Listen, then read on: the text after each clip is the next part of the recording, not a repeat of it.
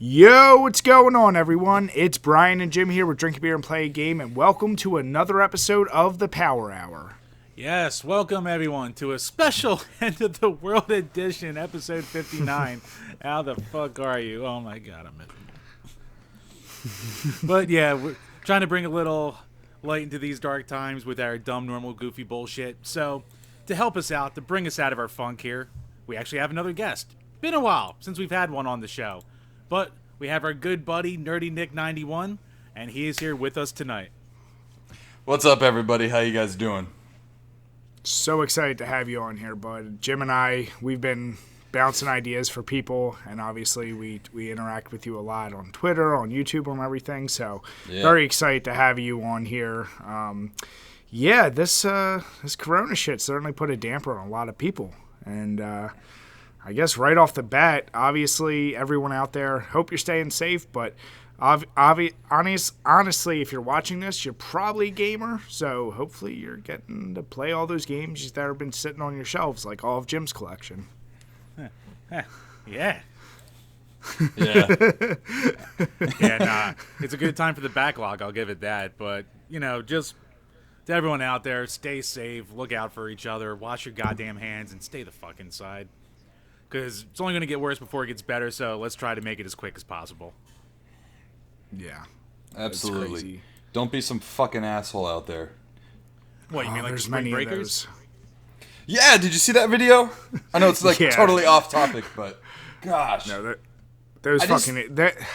I just turned 21, and I've been thinking about this for a few months now, and I'm going to party until I close the bar.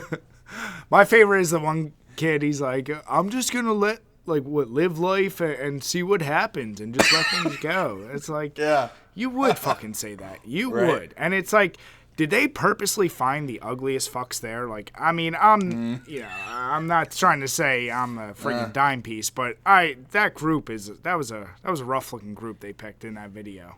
Yeah. Yeah, that was a good control group they had. But guys, don't worry. We have celebrities singing John Lennon songs to us on Twitter, so everything's going to be okay. Oh, thank God. Oh, my gosh. So Nick, we before we roll into any topics or anything, we just want to give a second, plug away. I usually let Jim do it, but I find it's easier. Your YouTube channel and just everything. Just go nuts, man. Right on. So, for those of you who don't know, I am probably one of the buffest gamers you've ever seen before. Damn right. So I have a YouTube channel. It's nerdynick_91, and I just I do whatever on there. I stream. I show off my comic collection, VHS collection. I'm kind of like a very low quality Cinemassacre. and I keep it straight. I keep it real. Some videos are a minute long because people like snack size entertainment, and I also have videos that are half an hour long. So you can catch me on there. You can catch me on Instagram under the same name. Everything is on the same name at nerdynick_91. Pretty soon here, I'll be talking pro wrestling on the channel more often, and God forbid I get quarantined. I can actually start talking about old WCW Monday Night Nitro videos and whatnot, so episodes and all that good stuff. So who knows? But I real quick before the podcast really gets started, I just want to say to everyone, please, please, please check on your neighbors, check on your friends and family, and just be nice. Set an example. Don't be like those freaking idiots who are fighting over toilet paper and stuff. Let the craze die down and just prove your worth as a human being, really, is what it comes down to. You don't have to be a religious person to be a nice person. So I wanted to get that out there real quick. Yeah, man. No, that's a perfect message, and I do like the videos you post, some of those quick ones, and you send out pretty positive message, and unfortunately too many YouTubers, streamers, and whatever, it's usually about negativity, it's usually about drama, it's usually about bullshit. So yeah, I love watching your content because it's a little break from that kind of bullshit. So everyone out there, like we said, go follow him. All of his links are below, and check him out. But the wrestling definitely we'll get into pretty deep. I can't wait to really break into some of that with you. Awesome, dude. Awesome. All right, Jim. So what's on the agenda for today? All right, well... Oh, wait, shit. Before we do that, sorry. What are you drinking today? I was going to say, we got to go with the old standards. So, I got 2 coming here, dipping again into the sampler packs that my wife got me for Christmas. So, first up is the Naked Pig Pale Ale from the Back 40 Beer Company. Comes out of Gadsden, Alabama, and... Ooh, here we go. Naked Pig is a delightfully crisp, handcrafted ale.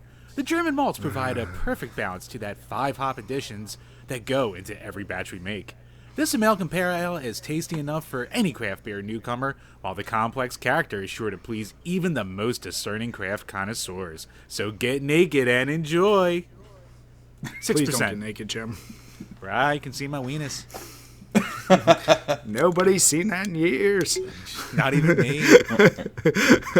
All right, and then I'm going with the Neshaminy Creek Trager Pilsner. It's their traditional German-style Pilsner, and to kind of pull back the curtain a little bit, I had a fucking hard time getting set up today for this podcast, so I'm actually already done this first beer, so I'm going to have to go grab another one in about a minute. But, yeah, that's how this podcast is starting. And, Nick, I know you're in training, you're in quarantine. Well, not in quarantine, but isolation. No. Are you doing any drinking? So, I ain't Catholic, but I did decide to give up beer for Lent because I like a good challenge. But, all right. Loophole, I got myself here Bud Light Seltzer. It's alcoholic water, right? I said beer, and I was very clear. So I've got the Bud Light Seltzer Lemon Lime, 5% alcohol, 100 calories, right? Okay. All right. So Solid. it stays within the confines of, nutritious diet. So, wait, that's actually perfect. If you're avoiding beer, you can actually go to ciders. You can go to mead. There's lots of loopholes I could present you with some really tasty options. Well, there you go. I didn't even think about ciders. That might put a hurting on your calorie count, though. But it's damn tasty. Well, shit, if I'm going to be stuck home working out, or if I'm stuck home, I'll just be working out all day. Oh, yeah, you're going to need it anyway. All right, so Jim, start going into the Patreon questions while I go grab another beer. All right. So, patreon.com/DrinkABeerandPlayAGame, where for as little as $2 a month, you can ask a question that we will answer on this Power Hour podcast. And as we always do, we like to start the Patreon questions first because we got into this thing where some of the podcasts would go exceptionally long, and we'd be like, fuck, we can't do the questions. We'll do them next week. So we'd be like tripling down, and half the episode would be that. So, feel free to play along, and we will begin with our buddy Gamer Astral. If you were offered the opportunity to travel to any country in the world to search retro games and explore the local culture, what country would you guys travel to? I think... I guess I want to go to UK since they seem to have such a big retro, following and systems that you and I have talked about and you like to shit on so much. And I feel like outside of Japan and us, they have to be probably one of the biggest markets. So I'd probably like to go there and really check out what kind of prices they're offering and, what kind of systems I can get for cheaper than here. Solid answer. Nick, you want to go next? Yeah, I could go with the generic answer of Japan because they have everything in excess over there as far as Famicom, Super Famicom goes and whatnot. And we've all seen the shops over there. They're pretty reasonably priced, depending where you go and whatnot. But I don't want to give a generic answer. I want to say something like, I don't know, maybe not to stir the pot here, but maybe China, because they have an abundance of knockoff stuff. It would be interesting to see for sure what they had as far as gaming goes back in the day, because as far as I'm concerned, they didn't have Nintendo selling over there and whatnot, right? I mean, they had a bunch of weird Famiclones and stuff like that. They had their own kind of knockoffs. It kind of worked like it, but it's actually a cool little niche market for collectors at this point. I mean, China's Jim? such a lovely place right now. How could I not say China as well?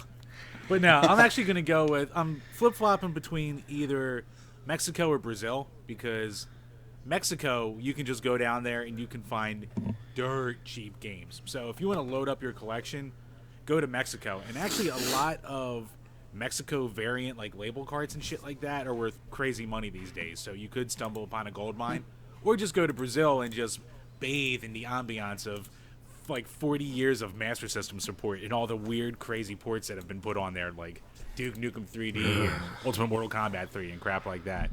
So to keep it interesting and to not just, who the hell did that? Who's the pig? Not me. What? That was my dog. I'm sorry. I apologize. Oh, these damn Bad assholes. Clayton. But yeah, I think I'll go. Hey, Jim, I think I'll don't go you talk. Brazil. Well, I mean, that makes sense, Jim, because you usually do give the worst answer. I mean, Master System games? Really? Like, that's what you're going to fucking do? Interesting. Fucking really? I'm bored of Like, all the normie Jesus shit. Christ. Give me the weird stuff. Jesus. You mean, when you say normie shit, you mean the shit that's tested, proven good? You just like to get the bad shit just to be like, I'm the guy that tried this, baby. Master System's proven. You don't survive. Proven to who? That's why it's in fucking Brazil. Brazilians Come on. and Europeans, they love that shit.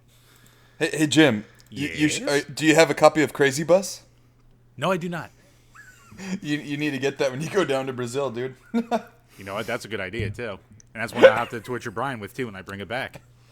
Oh, my God. No, Jim would totally be that guy. He would start collecting, and then he would be like, Brian, let's review these games. And every answer in all of his reviews is, oh, these are charming and unique. And done it before. Yeah, like all of the CDI games, right?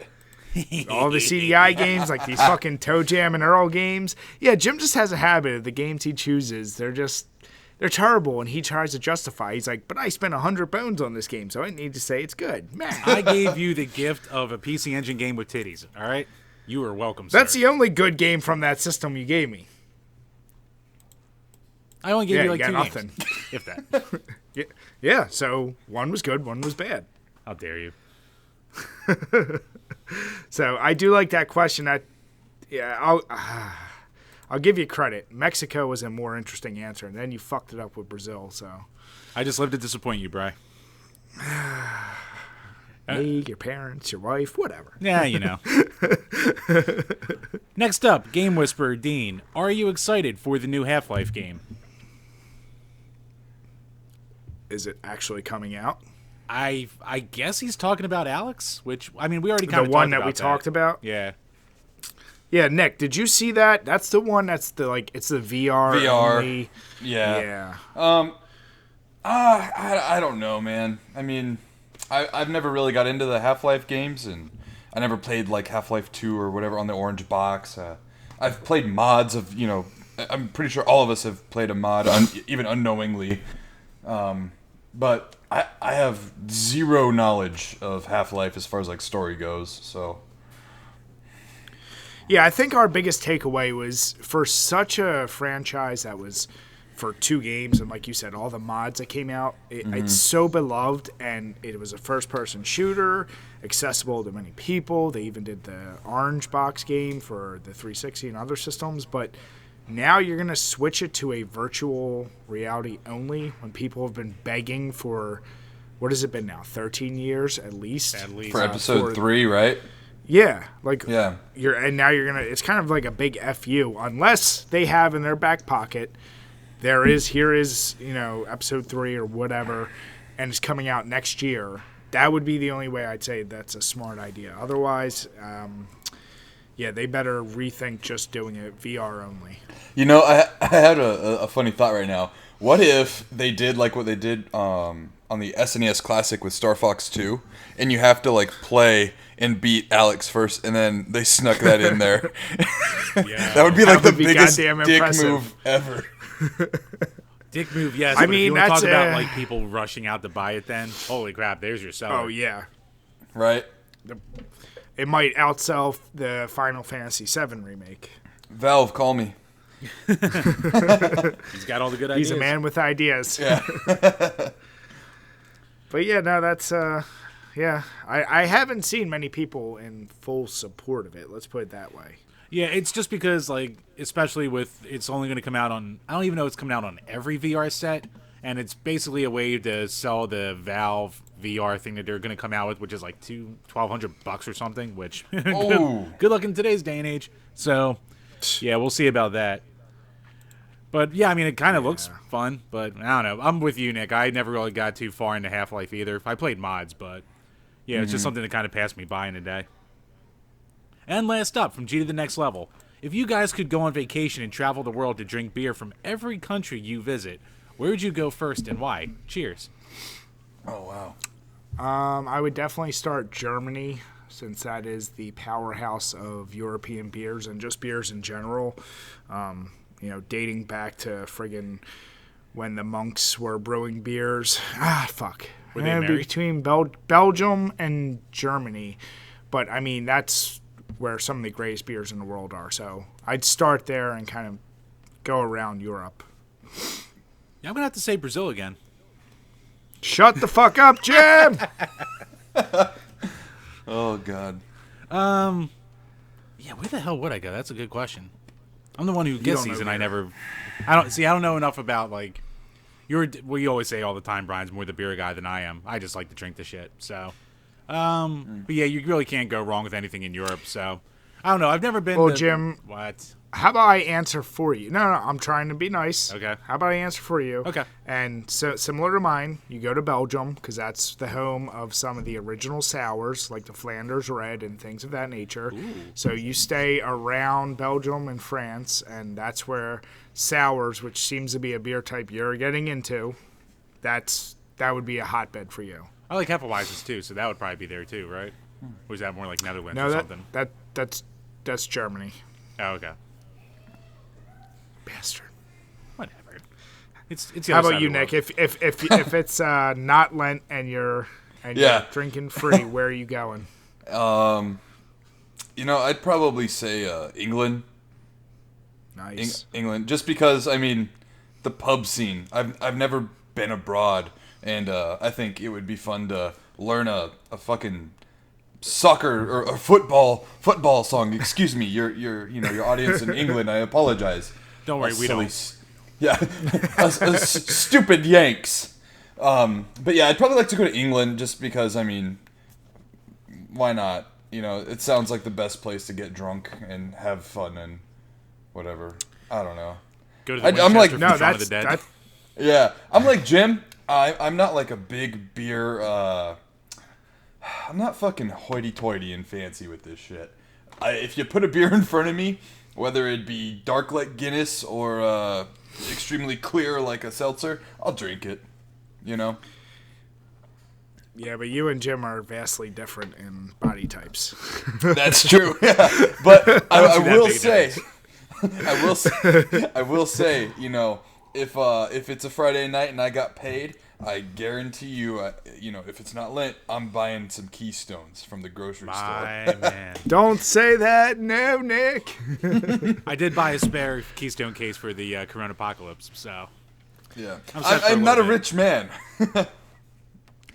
Well, it's funny you mentioned the UK or England because for my honeymoon, we did a month in Europe and one of the weeks was in Ireland. And going from pub to pub, that feel is different. And throughout the day, it's like nobody's getting drunk while they're in there. Everyone's just casually sipping, eating, and, stouts, porters, things of that nature.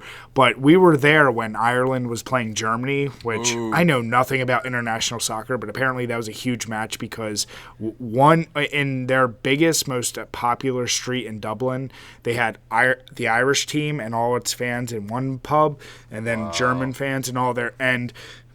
I mean, it was fucking nuts, and it was an experience that it got me hyped for soccer, and I don't give two shits about soccer, but it got me really hyped for it.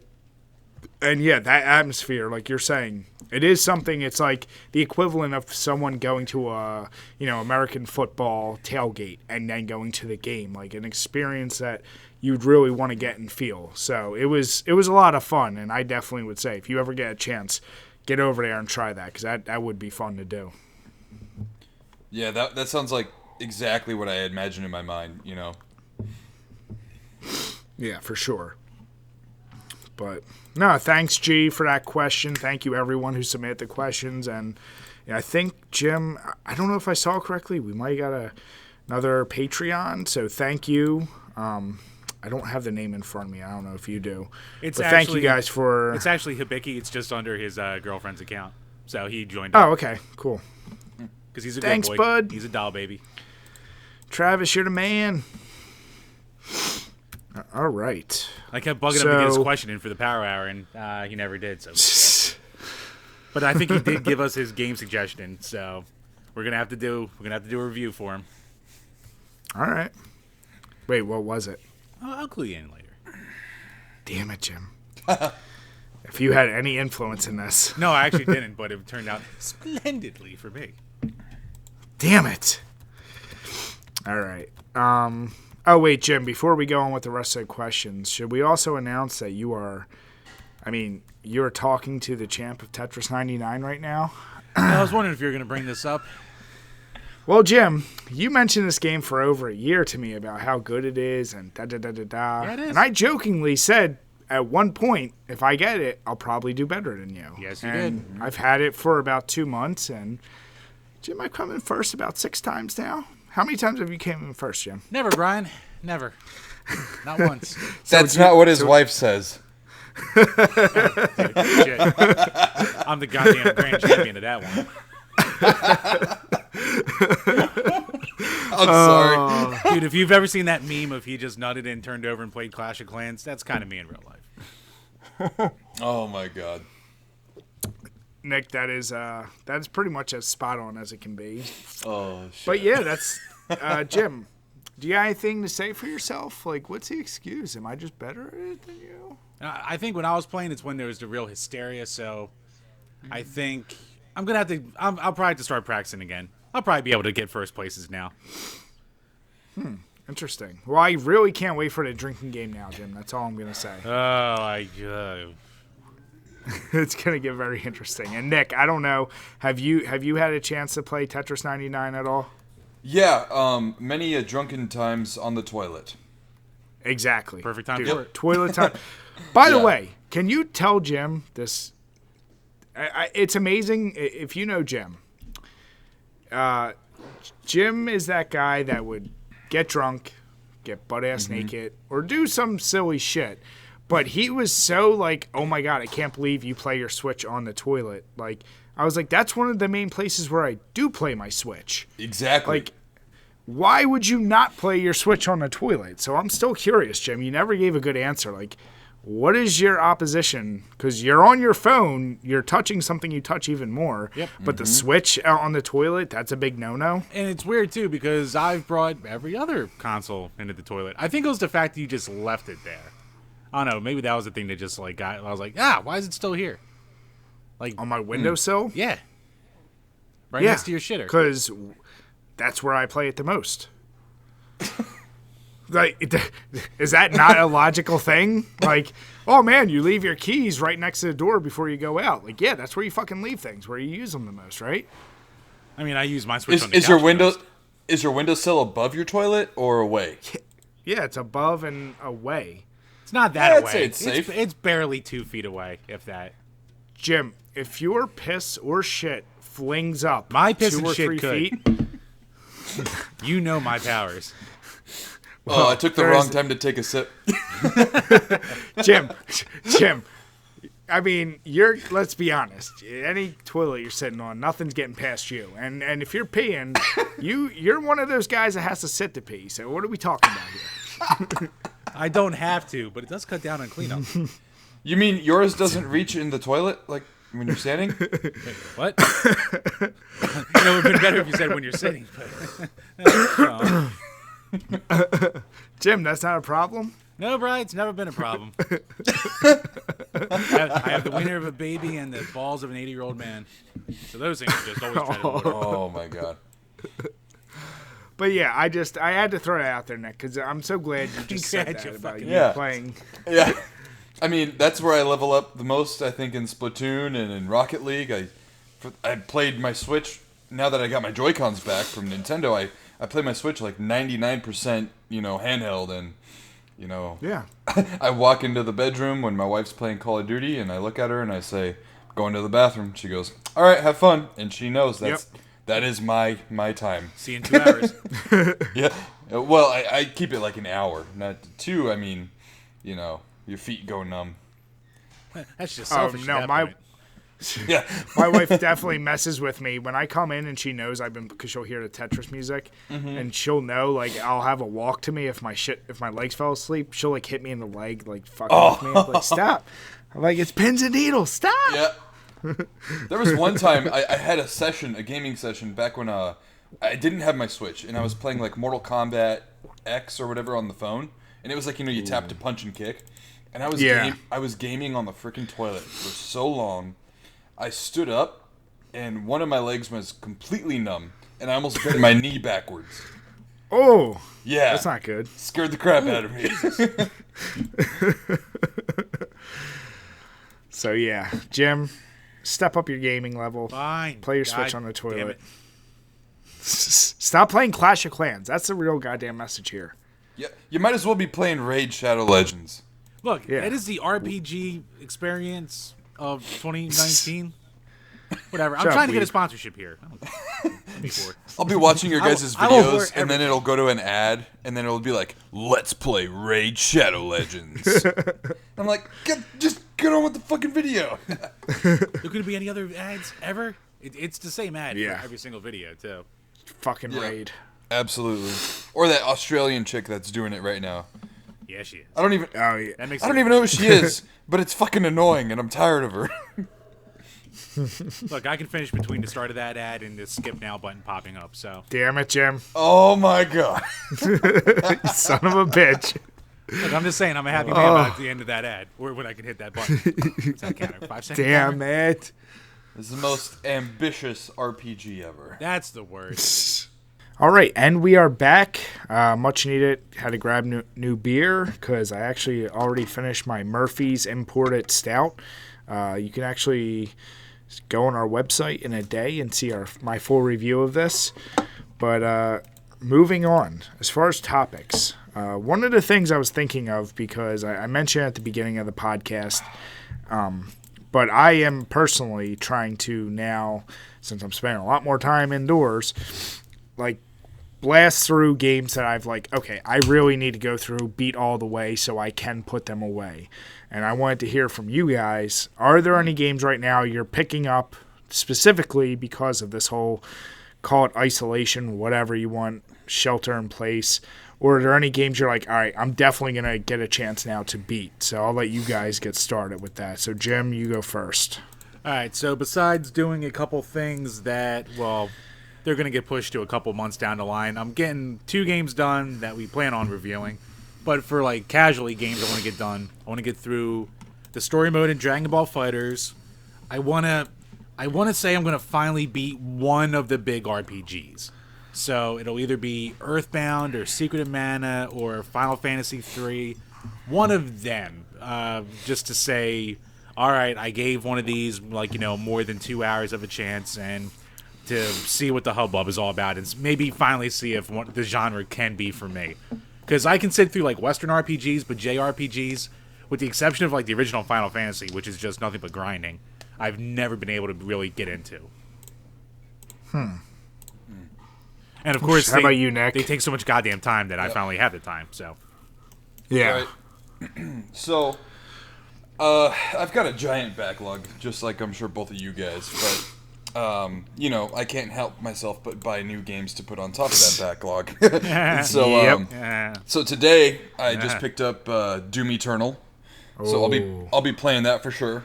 I am also working through a game, a tactical RPG called Mutant Year Zero. Huh. I have it on the PS4.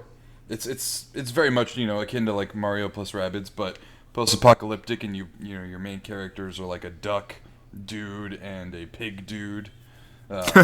So it's pretty cool. It's pretty fun. And then believe it or not, I've never played Super Mario 64, so I've started working on that. Really? Nice.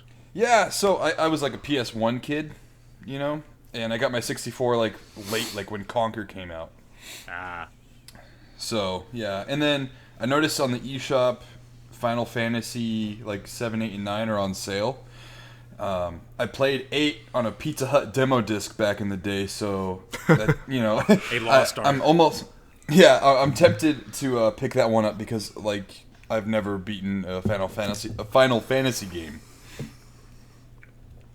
No, I'm right there with you with the Final Fantasy, never beating it. Yeah, as far as like, so I always have a shooter I play with my buddies, usually late at night if I can. And right now, because that Warzone mode came out in Call of Duty, we've been trying that out. But as far as actual games, one game that I had previously put like 40 hours into but just never actually beat was New Vegas for Fallout. I've beaten Fallout 3 and Fallout 4 to 100%, getting every trophy or achievement you could. But New Vegas, the grind for me always killed me, especially in hardcore mode where like ammo and water and all that shit you have to manage. That killed it for me for the game, but I said, fuck it. Like a few months ago, I restarted it. So I'm like, I'm going to actually go completely through, play it, and see if it's worth the hype that Jim keeps giving it.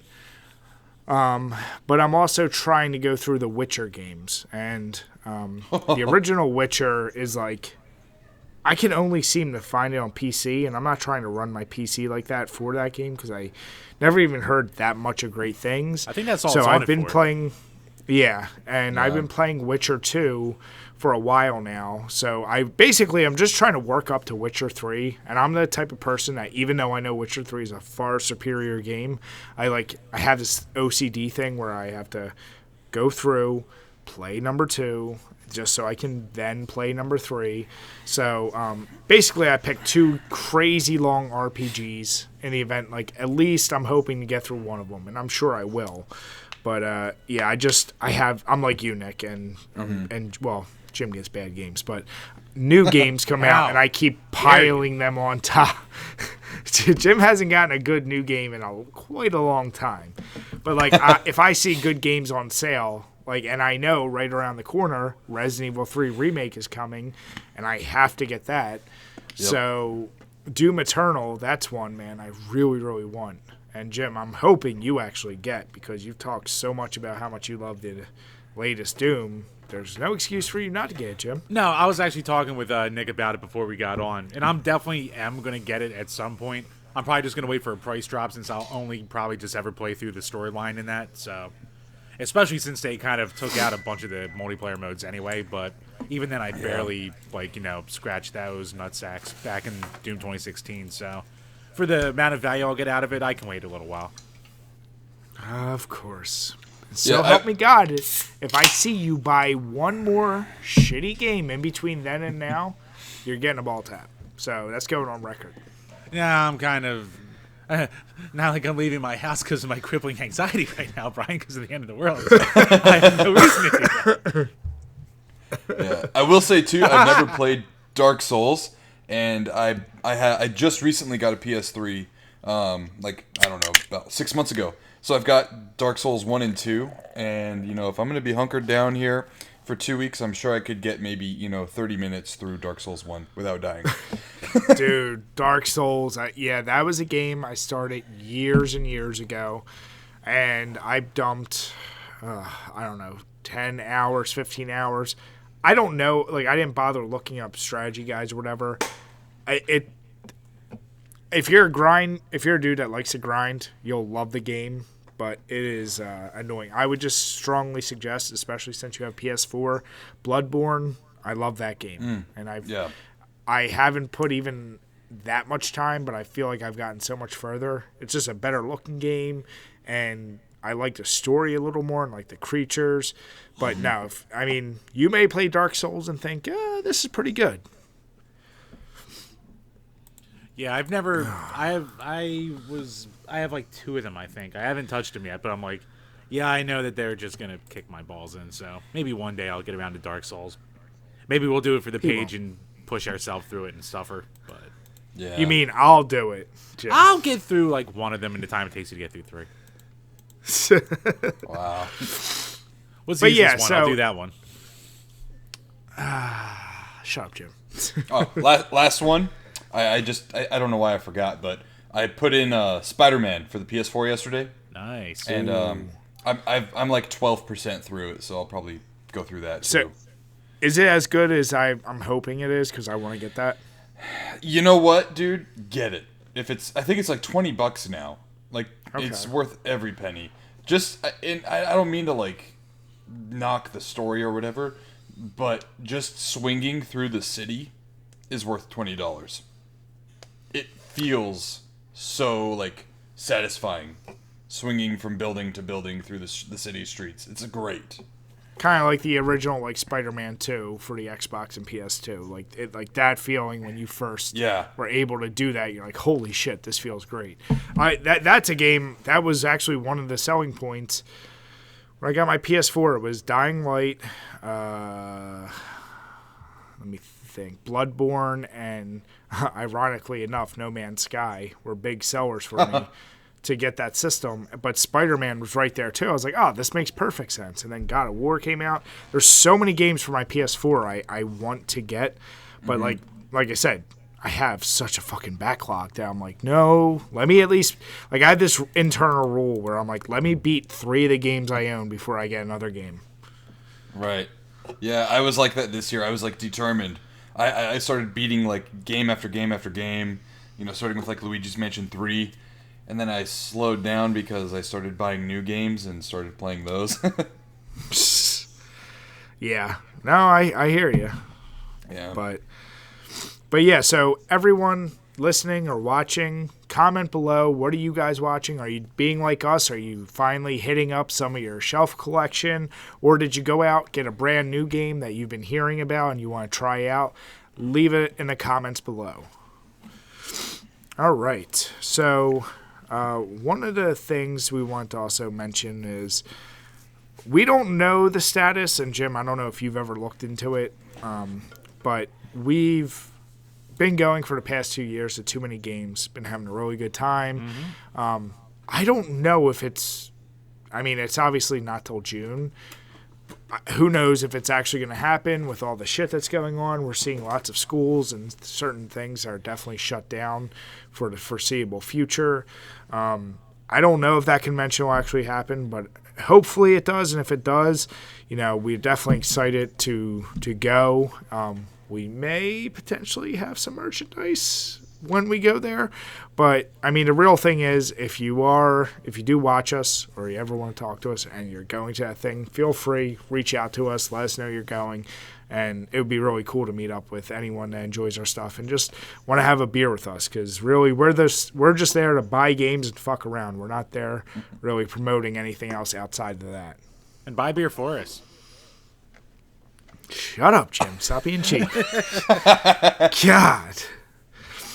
What? Nick, I know you're Arizona boy, but it would be pretty damn cool if you were able to come up for that. Yeah, I'm actually I'm friends with Tony from Hack the Movies, and nice. I told him, I was like, your 24/7 championship belt's mine, motherfucker. Dude, you had like a straight month. Dude, I love those tweets about that. Yep. Oh yeah, and he's such a coward, So it's only obvious that he would just neglect, not say anything, not train at all, It's no wonder he loses the belt all the time, So. Now, Nick, we know you're a big dude. You clearly can lift a lot, but can you body slam him? Oh, absolutely. My latest like max squat was like 650. My deadlift is probably right around the same range, so. Jesus. Yeah. I'm like 260 myself, so. Listen, I think we need to get you to do a specialty thing for us where you just hold up a keg and drink from it as you hold it above your head. I'm down, dude. I'm down. You'll get lighter as you go. Mm-hmm. We'll recreate that scene from Beer Fest. Yeah, dude. Yes. What is it, Grandpapa? Yeah, what is it, Grandpapa? I love it, yeah. But yeah, Nick's actually made a name for himself at these conventions, too, because if you've ever seen pictures of the guy dressed up as, Rick from Splatterhouse or Mike Hagar, that's Nick. Yep. He's the only dude jacked enough to pull that shit off. And a jacked Mario. There you go, yeah. Yep. I've called it Super Buff Mario. Yeah. No, that's one of the interesting things, and I'm kind of hopping to topics, but, when you do that, and like, how does it get kind of like annoying after a while? Like, so many people probably want to take pictures with you, or do you eat that up? Like when you're walking around doing that. So it doesn't really bother me at all. As a matter of fact, like I get a kick out of it, you know, and because people will tell me too, even if I'm just walking around in normal clothes, but especially in cosplay, they're like, "You're at the wrong convention. The bodybuilding convention's over there." And I'm, you know, and part of me, like, I laugh it off and whatever, and I'm like, but you know, people who are fit also like video games too. You know, it's not like it's like this big thing, you know, where I'm like, promote body positivity and blah blah blah blah. It's just like, bro, I'm buff, but I'm like the biggest fucking nerd you ever have met. I love it when people want to take pictures with me, because then I know, one, I did my job by entertaining somebody, and two, I made an impression with them, and three, my cosplay is photo worthy. There you go. Yeah. No, it's definitely impressive, and you know, man, the effort I've seen some people put into. But yeah, yours, I think the Splatterhouse, just because obviously Jim and I are such big fanboys of Splatterhouse, I said that was pretty damn cool when you did that one. Yeah, it was funny, dude. I was outside of the convention center in Phoenix, and I had a squirt bottle full of fake blood, and I looked at my wife and I was like, wherever, just go, spray me down, you know. And it was so fun walking around the convention in Splatterhouse. Rick, you know, no one knows his name. They just go, "Oh, you're Splatterhouse." Yeah, I'm Rick. Right. I'm Rick. What a dweeb. And coincidentally, there happened to be a Splatterhouse custom cabinet at that year's convention at Game On Expo. So I took a picture with that. You know, use that up as photo candy or whatever. But yeah, man, that one I was super self-conscious of doing, because Rick in the reboot, which is what I based my cosplay off of, is mega jacked. Oh, yeah. And like, it's cartoonish at that point. Yeah, absolutely. And there was even like a physical statue at an E3 when they announced that game, and it was like, you know, the same size as the Hulk and whatever. But I'm such a fan of Splatterhouse. And I'm a perfectionist in general. And I'll put it in the video too. Like, I have bodybuilding trophies behind me. And I'm just such a perfectionist and down to the details and stuff. So when I did that, I was like, I need to do this justice 110%. And that's how I do it. Like I treat conventions and cosplays as bodybuilding competitions. Like how I treated them on that level, because I'm such a freak with like getting it down to the best detail possible. Like in my Super Buff Mario cosplay, I put burn marks on the overalls. You know, I ripped claw marks through there, because like if Mario was fighting Bowser, he wouldn't just come out like unscathed. You know what I mean? I would take a lighter to the white gloves that I have, you know, and whatnot. So, but yeah. I like to cosplay. Eventually, I want to learn how to do armor and whatnot. My very first cosplay ever was Bardock, Goku's father from Dragon Ball Z, and that one, I'll admit, I'm a great maintenance guy. I'm good with tools and stuff, but I have stupid hands. I'm like Fry, you know, from Futurama. He can't play that flute thing, and you know the robot devil's like, I can't stop touching myself. Please, yeah, that's me. Yeah. So I want to learn how to get better with like EVA foam and whatnot, because I want to be the Doomslayer. That is my ultimate cosplay, is to be the Doomslayer. Ooh. So we'll see. I like it, man. We'll see how that goes. But yeah. That's my cosplay rant. Well, listen, if you ever want to do Rick again, especially from the new one, Jim can be that creature that you pull the shit out from his anus and just rip him apart. Oh my god! Just don't shove it in my mouth. Damn it, Jim. Yeah. No, I'll just do that to Tony from Hack the Movies instead. Oh, there you go. Way better use. Yeah. That's perfect. Yep. But speaking of you and... actually, Bryce, sorry to cut you off, but to follow you up from like 15 minutes ago, For now, they're still saying too many games is on, but they're just still monitoring the situation like everyone else. So we'll see. Makes sense. Yeah. It's What are June. the dates? I would really End of hope June. June. Yeah, I would hope we'd be good by then. But honestly, this shit, it's not like the corona's going to be gone by then. I think too many people look at this shit like it's a blizzard. It's more like a winter and shit. So I think you have to expect that shit will still be spreading. Hopefully it's more calm. But I'm sure attendance is going to be super low, even if they decide to do it. So it'll be interesting to see. Yeah, I imagine if they do the convention, they would probably have a population cap, or a capacity cap, so to speak. That's true, given, yeah. That could be given, by the government. So. Yeah, I mean, right now So we're Nick, at, what, 50 people, if that? I thought it was 10. Oh, you might be right. Yeah, it got bumped down quick. 10. Yeah. No, it's at 10 for most things. And PA actually just issued all I forget the word. Essential. Like life-saving, sustaining businesses or, hospitals, shit like that, have to be closed. And they're going to start getting fined as of Saturday if they try and stay open. So, Jeez.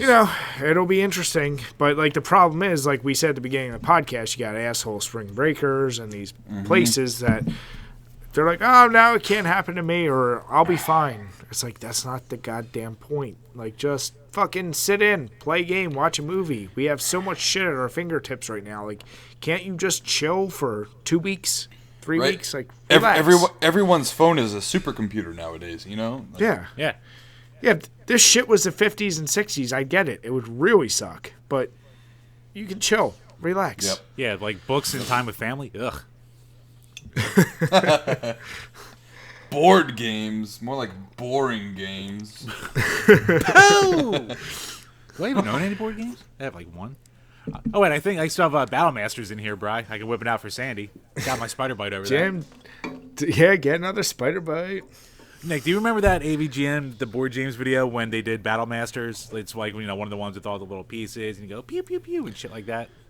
Yeah. No, Battle Masters was the one where the mat was so big they could fit a million other board games in it. Like he pulled out the map. He's like, this is so fucking ridiculous. And Jim, That's sure right. enough, being fucking Jim, he's like, oh, I have that. So Jim, you tell him what happened when you decide, like, let me pull it out and we're gonna play it. Yeah, I was like, oh shit, I have this game, so I didn't even know anyone knew of it. So I go to my attic, and this is circa 2011 maybe, and I dig through the attic, I find it, and bring it down, blah blah blah.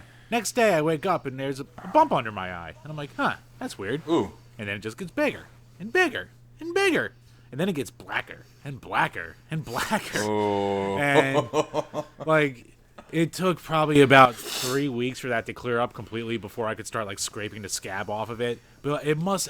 My guess is it was like a spider bit me. God knows what the fuck it was, and it just like I still have a little scar under my eye from where that spot was. So good thing it wasn't any higher up, or I'd be walking around with an eye patch. Jeez. Yeah, no kidding. But then you'd be cool, Jim. I could write to James and be like, James, look, I lost an eye because I have the same game you talked about. And then maybe he'll send you an autograph. Yeah. Well, Actually, he's a doll baby. So, since we're on the topic of James and Cinemassacre and whatnot, I have they do their video rentals on every Friday. Right. The rental reviews. I have a no lie sealed copy of Demolition Man. Ooh. On VHS, and I had Justin and James sign it last year at what was it, SoCal Retro Gaming Expo. Oh, nice. So yeah, That's awesome, man. Unfortunately, I need Tony to sign it, and and what's his name? Kieran. Yeah. Yeah, Yep. yeah. Sasquatch. I call him Sasquatch. Sasquatch. Not a bad description. Yeah. No offense if you're watching, Kieran. I'm sure they are. I'm sure they're watching. Don't us worry. right Yeah. Well, No. I'm friends with Justin and Tony, so they might. now. Ooh, nice. But Justin Nick, and Tony, while I've we're always on the loved you and subject, everything you've done. Nick, while we're on the subject of you, Yeah. one thing I want to get into before we get into our next gaming topic is actually, so you mentioned on your channel you want to start talking more about wrestling, but one of the things we've seen and you've been talking about is your upcoming, you're going to be training for wrestling. So I want you to just talk a little bit about that and like kind of what's been going on with that, how's that's been going, and like what finally got you to this point. Oh, excuse me, I had to burp and kind of throw up in my mouth a little bit. Been there. So I live in Arizona, southern Arizona, and there's really not ever been like great opportunity for wrestling academies to open or anything, just to even get started. You know, Phoenix is a big hub, but for me it's still a drive. You know, for really any major city in Arizona, because our cities are so far apart from each other, which is you know, taxing on your car and whatnot. I don't really feel like driving, you know, X amount of hours away multiple times a week to train. So I started putting it out there that, you know, I'm interested in it, and I started making friends with the right people, and eventually I landed on a coach. And this coach actually happened to be a professional wrestler that I met at a gaming convention in Phoenix. So unfortunately, my training has been postponed due to, you know, the coronavirus and you know, and whatnot. So anyways, I've always kept my body in the best physical condition that I can. Whether it be when I'm bulking, because I treat the year like a seasonal bodybuilding competition schedule. So I'm always bulking. I'll be cutting. You know, I'm going through the cycle. But what many people don't understand is that I've been a lifelong athlete. I started athletics when I was like 4 years old. I started in like, you know, Taekwondo, and that I did that for like years and years and years. I have a lot of amateur MMA fights in-house at a training facility here in Tucson called Undisputed. You know, I did MMA for a while, like I just said, Brazilian Jiu-Jitsu for a long time and whatnot. And I'll say this, when you're a lifelong athlete with team sports and whatnot, when you graduate high school, if you don't play in college, you feel lost because you're so used to being around people, and you need that direction and you need that sport. You feel that hunger. And unfortunately, like most of my friends, that feeling kind of died off. But for me, it's always been there. I always feel like I've got something to prove, you know. And once I kind of compare myself to Brock Lesnar in a way, because he conquered NCAA wrestling, right? He was the numero uno dude. Then he went and did WWE for like just 2 years. After that, he was like, I've done what I can here. Then he moved on to the NFL. Was the last person cut from the Vikings. And then went on to MMA, conquered that, and then came back to wrestling. With me, I feel like I've done that. You know, I've played to my fullest capability in high school. I ruined my chances of playing in college because I was waiting for a D1 school to contact me instead of a D2. I turned the D2 down, not understanding that could have been my key to go to D1. You know, I've gotten, as you can see in the video here, first place trophies in bodybuilding competitions. You know, I'm unfortunately I'm like the strongest person at my gym, and you know, I feel like I've capped out on certain things. And one thing I want to do before it's too late, because I'm 28 years old, is get into professional wrestling while I can, strike while the iron's hot. You know, I've always felt like I'm good with a mic. You know, I'm fierce. I've got what you know, that tenacity, that just the fire. And you know, whether I would work a little too stiff or not, hey, who knows? But you know, I kind of like AEW's approach of making it more like a real sport and more contact. You know what I mean? But anyways, I'm kind of getting off on a tangent here because I'm getting. He's marking out. I know. I'm getting. He's on fire. You know what I mean? No, yeah. That's what I wanted to hear. And the thing is, you know, when you did when you cut the little promo for us, and we'll put the link below, that was one of the things I was like, God damn, that guy actually is pretty damn good on the mic and much better than a lot of the shit that Jim watches nowadays. So I was just like, that's pretty damn impressive. And I mean, yeah, obviously I would just be worried for you is like, with doing MMA, with all the sports you have done, do you have any current like injuries that you've been recovering from or have had to recover from in the past? Because I know that can be the biggest pain in the dick when you're trying to do anything. Right. So when I was younger, I decided, hey, you know what would be great to try? A double backflip on my BMX bike. Ooh. A flip and because I also raced BMX back in the day. And anyways, I did a flip and a half. My front tire landed on the ground. My rear tire was 90 degrees straight up, and I flipped over my bike and broke my collarbone. That's like the only serious injury I've really ever had, and it's the way. And I re-broke it.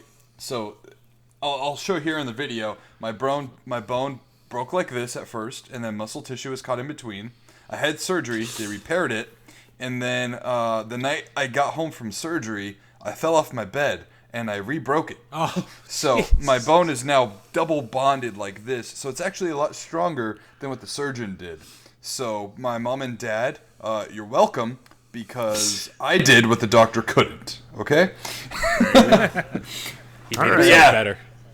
Yeah, as far as like the promo thing goes, one dude that I've always looked up to, always, the Macho Man, Randy Savage. Ooh, good impression. The cream of the crop.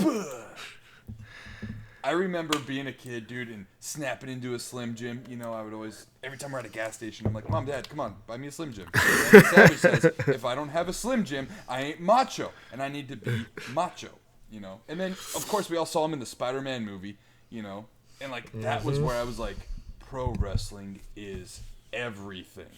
Pro wrestling's in the first real legitimate like superhero movie. You know, like, screw you, X-Men, move over. I got Tobey Maguire. Bonesaw, motherfucker. Wait. Yeah. Bonesaw's ready. I don't want to go off on a tangent, but one question. Am I the only asshole that when I would have Slim Jims, at some point you would imagine it was a fake cigar because of, like, movies, and be like, nah. No. I did that with pretzel sticks more. Way. Pretzel sticks, interesting. But, well, Jim, were you allowed Slim Jims? We did not have them in the house growing up now. But yeah, I mean, there was something about Slim Jim especially. Like, I would, like, eat it, especially if it's the big stick. I would just get to a point where I'd chew on it like I would see in the movies as a kid, like a cigar or something. And I just, like, that's probably weird. I'm probably the only kid that does that shit. Right. But yeah, I don't want to take too much of the focus here on the podcast, but just to wrap up the whole wrestling thing, yeah. The ultimate goal is to get signed by, you know, whether it be WWE or AEW or whoever, really, you know, that's the end game. You know, I know and understand fully. I've got to do my due diligence.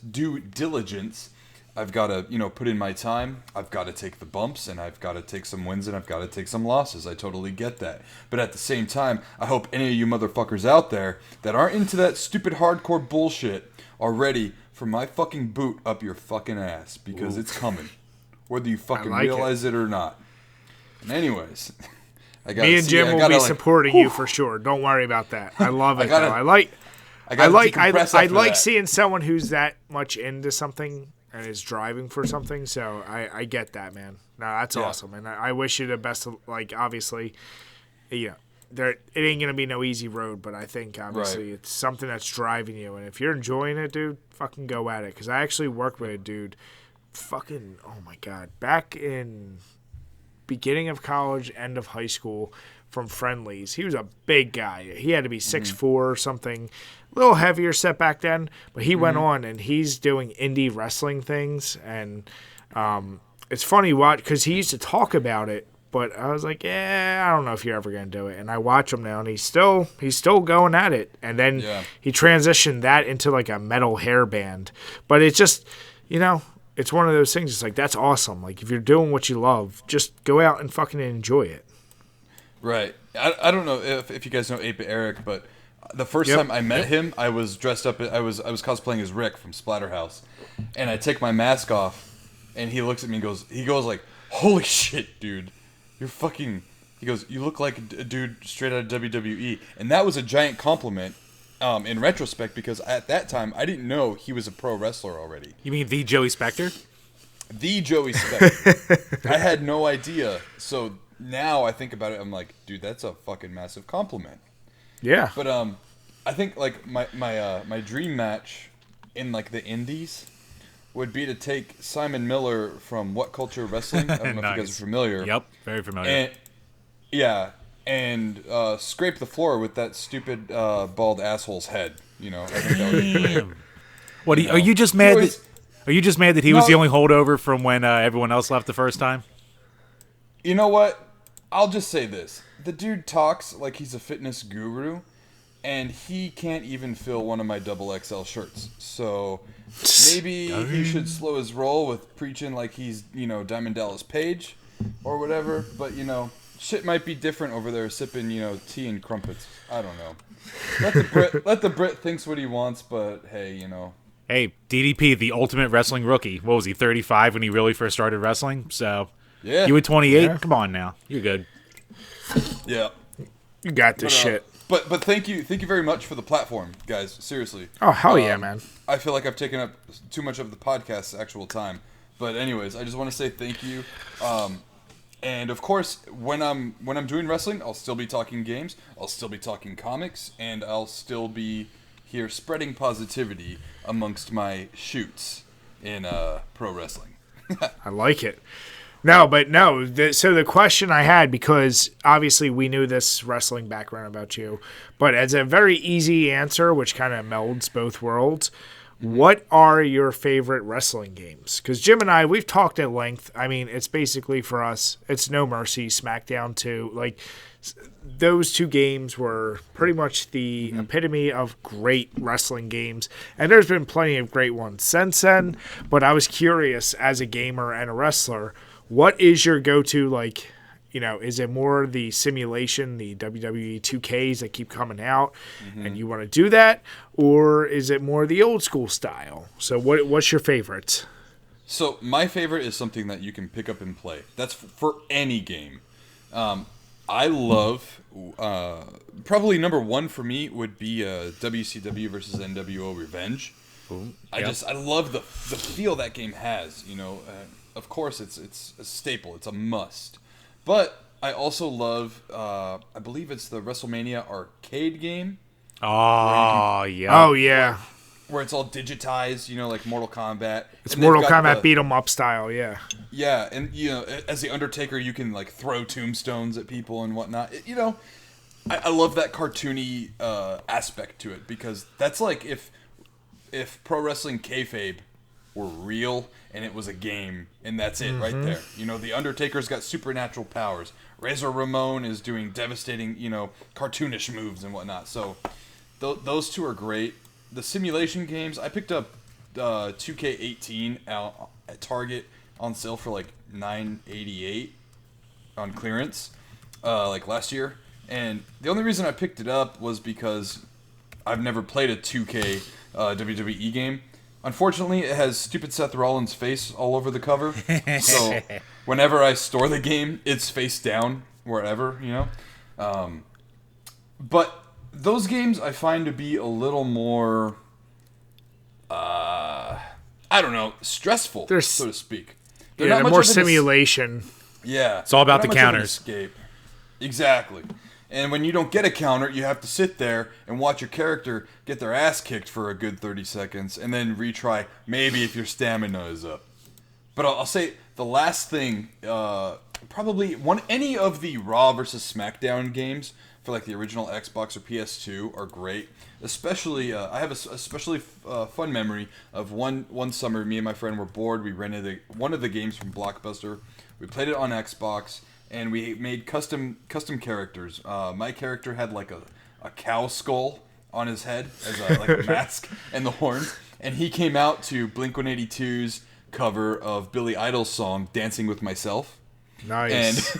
And I had him like hump the ground Nice. as one of his like moves when he's walking out. And those games were fun. They were right before they got simulated. One of my favorite like things it, man. about one of my favorite customization stories from any wrestling game, back in No Mercy, my buddy, he took D-Lo, and that's when you could rename the guys too. So he renamed them to I Kill Draws, and to this day I've not stopped laughing about that. Damn it, That's Jim. awesome. So wait, that create a wrestler and customization, that's one thing I wanted to ask Nick. So you've probably been driven, you've been obsessed with Macho Man and whatnot, but every time you got a chance in a video game to create a wrestler, would you create yourself? Yeah.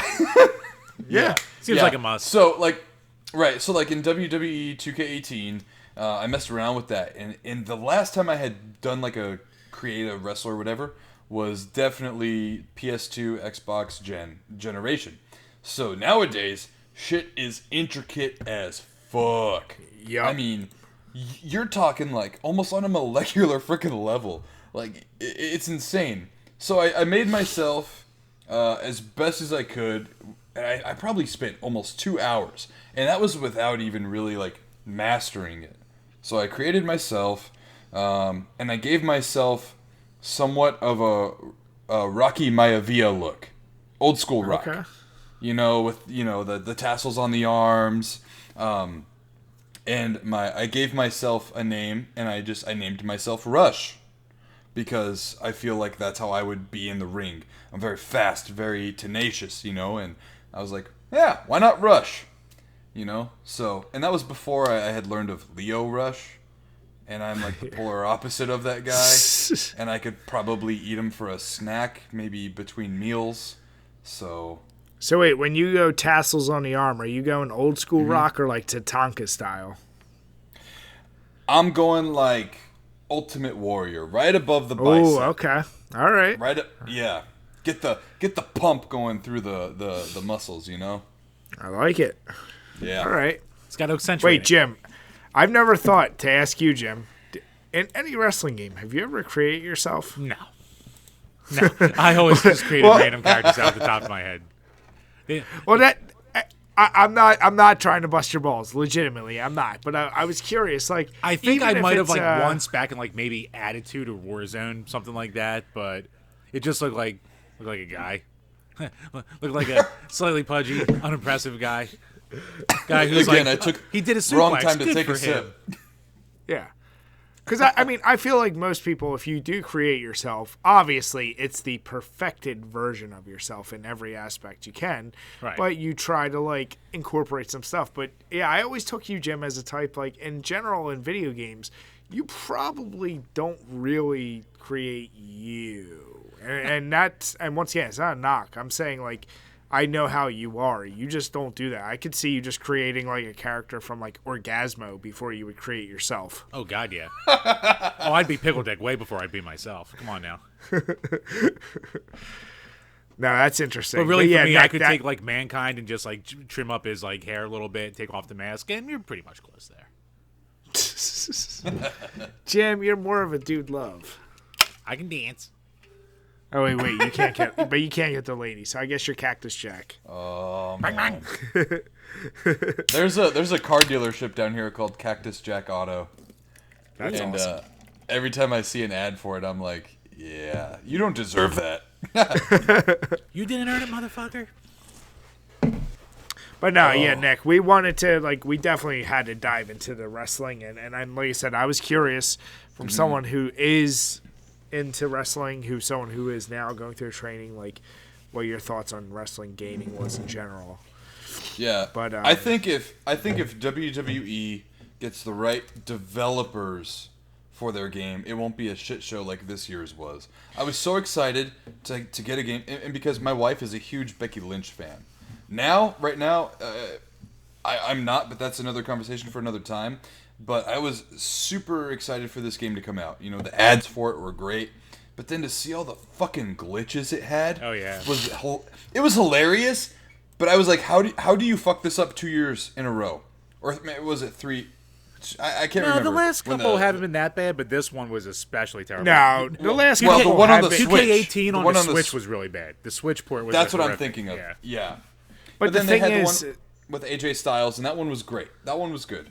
But I was like, how do you fuck it up? 2 out of 3 years. And of course I know Yuke's left and whatnot. But if they just return it back to an arcadey feel, you know, like it's Friday night. You fucking picked up a pizza. You got your friends coming over. Throw back some brews. Get in the living room, game room, wherever you may, and pop in a WWE game. Doesn't matter if they're wrestling fans or not. It's gonna be a good time.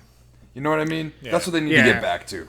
the problem is, like every major sports franchise now, they have to have that yearly release that is basically, it's simulation, it has a franchise mode. Like, it sucks because I don't know if they don't option out their shit as much as they used to, but like WWE All-Stars, where it was super characterized versions of all of them, that was a really, really fun game. And when I feel like the late 2010s and even like up to 2013, there was a few games thrown in there, like even what was it, WWE WrestleMania Legends or something. Like, Yeah. there was a few games that were like pick up and play, fun. It got the job done. But now, like WWE 2K, just like all the other sports games, unfortunately, there's a yearly demand. Like, just keep churning them out, and unless they decide to break the mold, I think we're kind of stuck in a pattern like most sports games. You know, and they really screwed the pooch. I think it was after maybe Here Comes the Pain or Shut Your Mouth is when they started putting a date on the title. Yep, Oh, And yeah. after exactly. that, they started becoming, you know, WWE or What was it? Raw 06? versus SmackDown. Was 06 the Here first come one? it was SmackDown versus Raw. That was Yeah. 05 or 06, and Yep. then they kept with the SmackDown versus Raw, and then it melded eventually into what we have now. But I dude, think, Here like- Comes the Pain. That is such a fucking underrated game. I still have that, and I love, like, of the PS2 era. I think that's the best wrestling game. Yeah, that might be, you know, and it's got the most epic cover with Brock in his traps, Yep. and he's like, ugh! When you look at the game, you feel like your balls going up your stomach. Brock is dude. Yeah. He's a special human. Yeah, but yeah, I think wrestling and gaming, as far as like simulation goes, the most simulated is probably Fire Pro. Oh yeah. I mean the graphics are, you know, still in the bit era, which is great.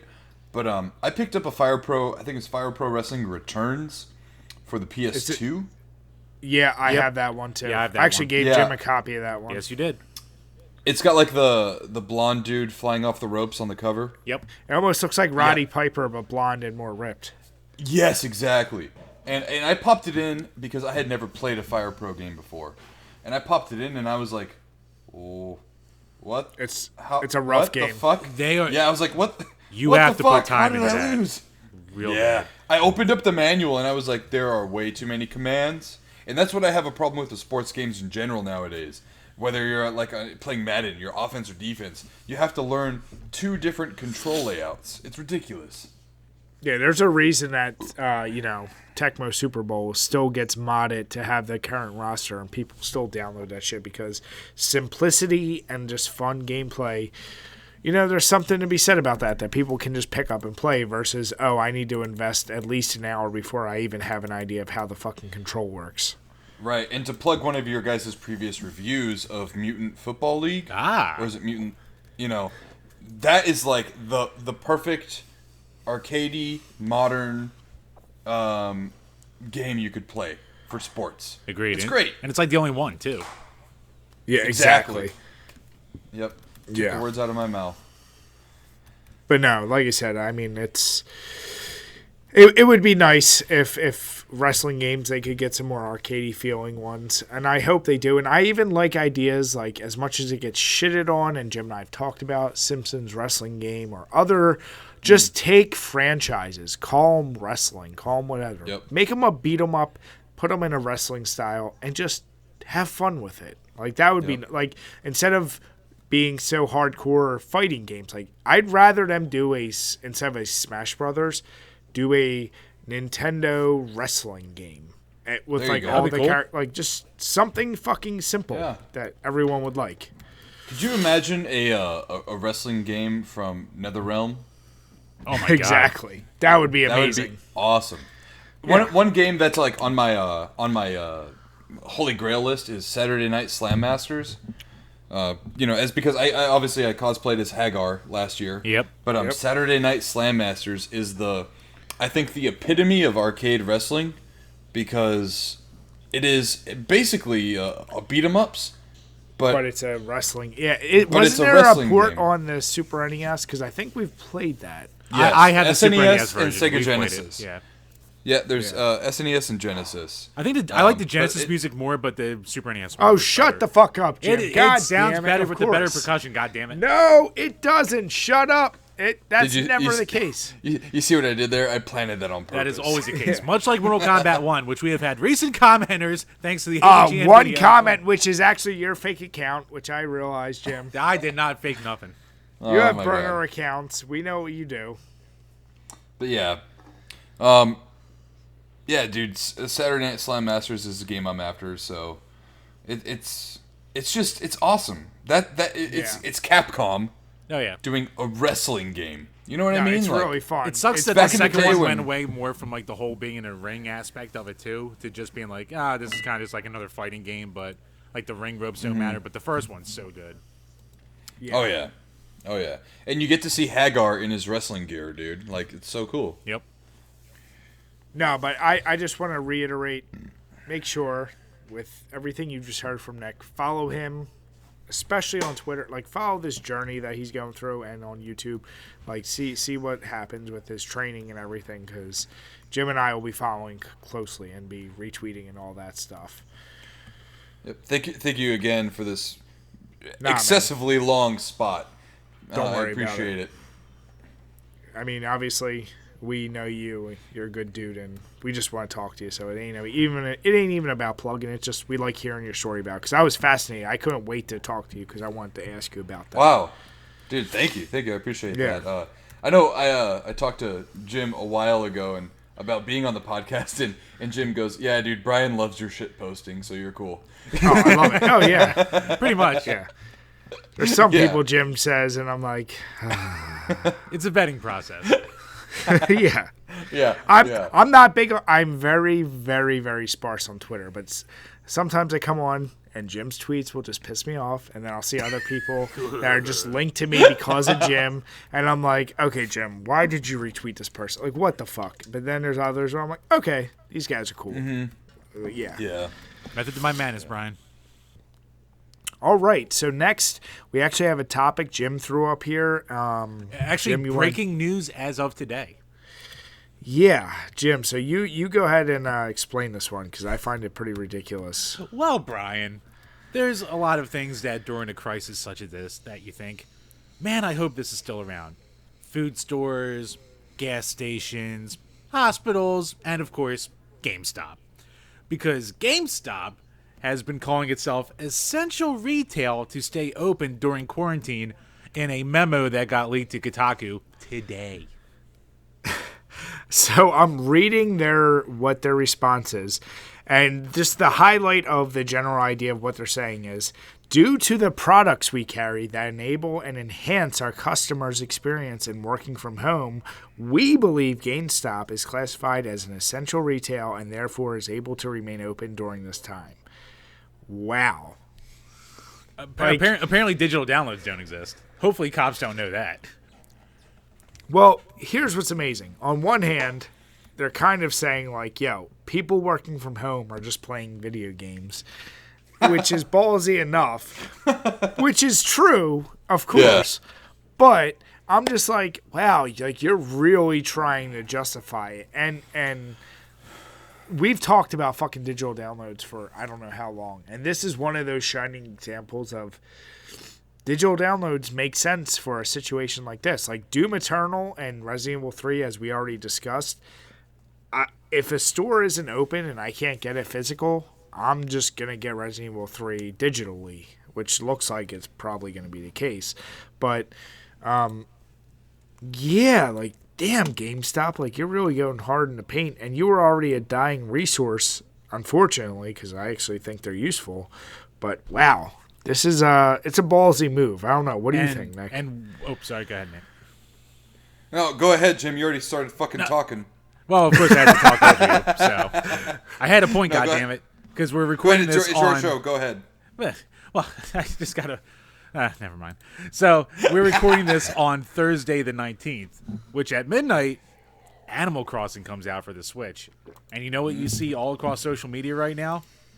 Oh my God, am I going to get my Animal Crossing tomorrow? I have it ordered through Best Buy and Amazon and GameStop. I have it ordered on delivery. Guess what? Amazon and all these stores right now, if it isn't an essential item, for the most part, they're not probably going to deliver your fucking game to you. So this is the time more than anything that a digital download is going to be the thing that people just flock to no matter what. So GameStop, right. I don't think you have a leg to stand on here. No, definitely not. Yeah, so we've got digital, right? And I mean, someone can make the argument for me, for example. I live in a town that really isn't a town at all. It's kind of like a suburb of a city, you know. I don't want to say. I think I already said where I fucking live. Fuck it. So there's Tucson, right? It's the second largest city in Arizona. I live in an outskirts development where we live. I don't even have a fucking phone signal unless I'm attached to the Wi-Fi. So digital download kind of works, kind of doesn't work, you know, for someone like me. Like if you know, whatever. But anyways, that's besides the point. I guess what I'm saying is digital download is great, and it can save us in this point in time. But I'm just surprised that with Reggie on board now, and this sounds like a board member type of decision, that he didn't say like, nah, bro, we should probably shut down after Friday. At least for a little bit. Because, and I'll say this too, I have a friend who's a store manager at a local GameStop where I picked up my Doom Eternal, and they released it today. They released it early today. Like, as soon as they opened at 9 a.m., you could pick up your copy of Doom Eternal. And tomorrow, they're releasing Animal Crossing. They were doing that to, like, split up the traffic because they didn't want everyone in the store at the same time or whatever. Yeah. But, I don't know. It's hard, dude, because I totally see their argument of, like, look it, people are fucking panicking. People are buying toilet paper up the yin-yang, this and that, blah, blah, blah, blah. What are you going to do if you're locked down for 2 months? Or not 2 months, 2 weeks. You know? I mean, it could be 2 months. I mean, yeah, at this point, we don't know jack shit. So right. I get it as far as, like, entertainment value goes. You know, movies are closed. You know, restaurants are shut down for dining in. You know, I can see it in the form of escapism. But at the same time, you still got your Walmarts and Targets that are open that also sell these same items. So it's hard. It's really hard. It's like fucking borderline. And if you're going to keep your stores open, I will say this. Supply your fucking employees with the right, appropriate things that they should have. Get whatever Lysol you can fucking get a hold of. You know, maybe hire extra security guard to keep count of how many people are in the store at once. Because when I picked up my copy of Doom Eternal, the store had a 10-person only sign, right? And that was including the store staff. So while I was checking out, trying to talk to the dude, he was counting how many people were coming in the store. So they're overwhelmed. They're overwhelmed completely. You know, and I've heard reports of these people have to bring their own cleaning supplies and whatever, and I just think the GameStop as a company, its last fucking saving grace is its employees. Because if its employees don't work for them, you know, it's over. It's done. And it's not like their employees are making a killing of a living either. Like, you would think maybe they throw them a bone and throw some, like, fucking hazard pay if they're going to force them to stay open during this bullshit. But right, exactly. Instead, you know, like we all know GameStop as a brand is a dying breed. So, like, it just screams of, oh, this is us milking as much money as we possibly can out of it, you know, to hell with our employees. Who gives a shit? So, it's just that corporate kind of suckage just blatantly coming through there. And I just love the balls of them having a note to give to their workers to say, here, call our corporate office and we can explain it to you, officer. Because an officer's going to do that. Right. And what's funny, too, is when I picked up my copy, I was like, hey, so are you guys going to be open, like, during the weekend? And this was around, like, 3 or 4 o'clock my time.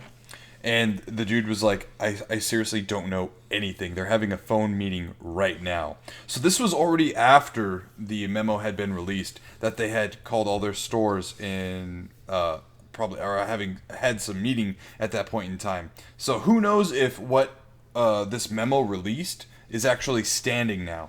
Because I guarantee you they're trying to save face already because this memo got fucking leaked. And so they probably called all their stores and their leaders and were like, hey, we need to change something, blah, blah, blah, blah. So, especially in cities like ours, like we talked about earlier, anything considered non-essential, you're done. So right. I would love to see some poor schmuck, who works at a GameStop trying to tell some, a Philly police officer who has enough on his plate right now, I got to go here and because Animal Crossing's coming out and people really like that game. But could you imagine the financial loss GameStop would have if they had to shut down tomorrow or today? Even like, oh yeah, it's a nail in the coffin, pretty much. Oh yeah, they're struggling as is. But then again, everyone is hurting right now, and yeah, people unless someone's already pre-ordered and paid it off, like a lot of companies, not a lot of people are as lucky to have even the ability to work at home. So especially service industry and shit, like they're not making the nut to even pay for that game. So it's like across the board, I feel like there's just gonna be everyone's gonna be leveled and understood. Like, yo, we can't afford the games. You can't afford to be open. You're not making what you need to make.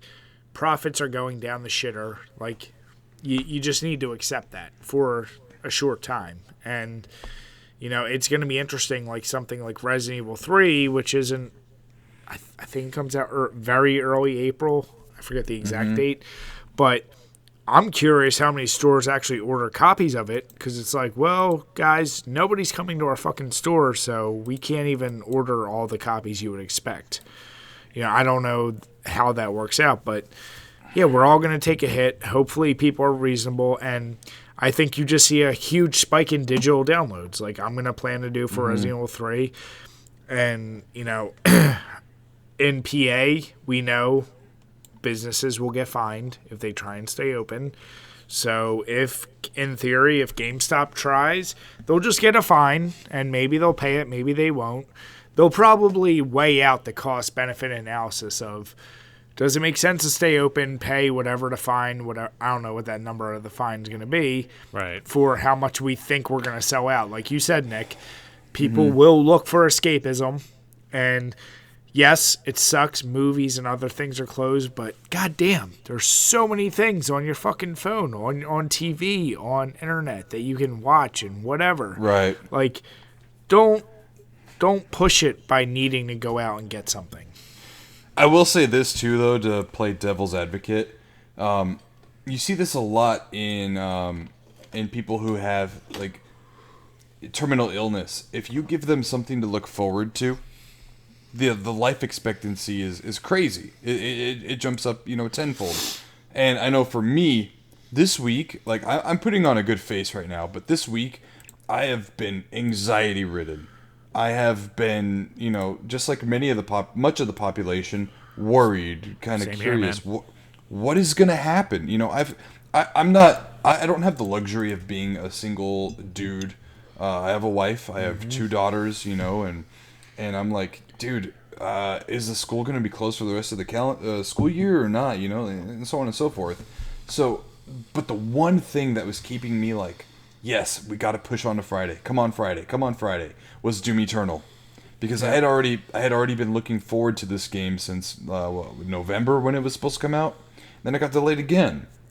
So, I that's where I struggle with, like, it is almost kind of fucking essential, at least to keep it open for fucking these major releases. I could understand if GameStop would shut down. But then, like, say Resident Evil 3 comes out and Final Fantasy 7, if we're still in this kind of situation when these games release, I could understand them doing the restaurant type of approach of come pick up your game and we'll hand it to you through the fucking door or whatever. You know what I mean? And we'll give you a poster with it, or give you some kind of little dumb swag to go with it as an incentive or something like that. Yeah, exactly. So I can see that kind of happening, but staying completely open and exposing your employees is, I mean, there's It's so a bad much. look. Yeah, it's a bad look. And you know, you have to take into to the benefit of the situation. Well, not benefit of the situation, it's poor wording in my part, but you just have to think like, not everyone is gonna think the way I do, and not everyone is gonna think the way you do about this situation, because it is a fucking terrible look. But at the same time, there was also people like me out there who were like, God, please don't get this game pushed back again. This is the one thing that's been keeping me excited for staying home or whatever, you know? So I can see I agree. It goes 100%. Yeah. It goes both ways, and I don't know. It's just really it's tough. Yeah, I mean, even to Brian's point, even more of a devil's advocate for the cost-benefit analysis. Let's be honest here. There's not going to be enough cops out there that's going to give enough of a shit to stop a GameStop. So you'll probably have all the locations open across the country. Some will get dinged. A lot probably won't. Mm-hmm. So it's still going to be a way that they can draw in revenue, too. It's an unfortunately, Right. like fucking up the system, but, they got better shit to do. They're not going to care. Yeah. Yeah. I mean, I'm pretty sure I saw that, like, cops in some other major cities were going to excuse nonviolent crime. That was in Philly. They did that in Philly, yep. Yeah. Where we are. Yeah, I mean, the thing is, and what's happened across many states, like Indiana for sure, New Jersey, and I'm pretty sure in PA, like you've seen the National Guard has been called in to help reinforce some of these quarantine effectiveness and basically just follow businesses and see if there's any large gatherings. Like, you're going to see that across the board. And to Jim's point, are they going to be scouting the local GameStops? It really depends on if they happen to drive by and see, wow, this parking lot's really fucking filled. Like, yeah, then they'll go in and reinforce it. But, it's like if everyone uses a reasonable amount of caution, and if you are a gamer and you're out there and you really want your copy of Animal Crossing or Resident Evil 3 or whatever, hopefully you're being responsible enough that, like, if you feel any kind of way, you're not being fucking idiot and going out there and spreading it. But if you just be smart about whatever you're gonna do. I mean, for example's sake again, I don't understand how there can't be a drive-through system for this, because most GameStops are in plazas. Plazas right now I'm sure are absolutely dead. So you could probably set up some kind of a drive-through system for the releases of big games while every business is being shut down. You hire, like I said, hire a couple security guards. Have a like an old-fashioned kind of setup where, like, a bell rings or whatever when someone pulls up, or you just have someone looking out the door. You have the customer bring the receipt or bring a confirmation code or whatever. And then you provide them with the game. They go on, and your employees are safe. There's other ways of going around this without staying open. Slide it through the mailbox and fucking wear gloves. Change your gloves out every time. Yeah, shit like that. Exactly. Yeah. You're gonna have to, with the length of this episode and the topics, you're gonna have to make this a special edition. Oh yeah. No. Trust me. This ain't even as close as the longest.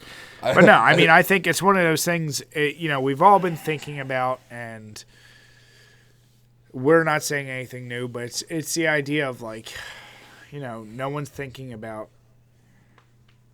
We're all thinking it. We're all saying kind of the same things, but it's like when you see something like this, like GameStop trying to claw its way to relevance and saying, we're essential, we need to stay open.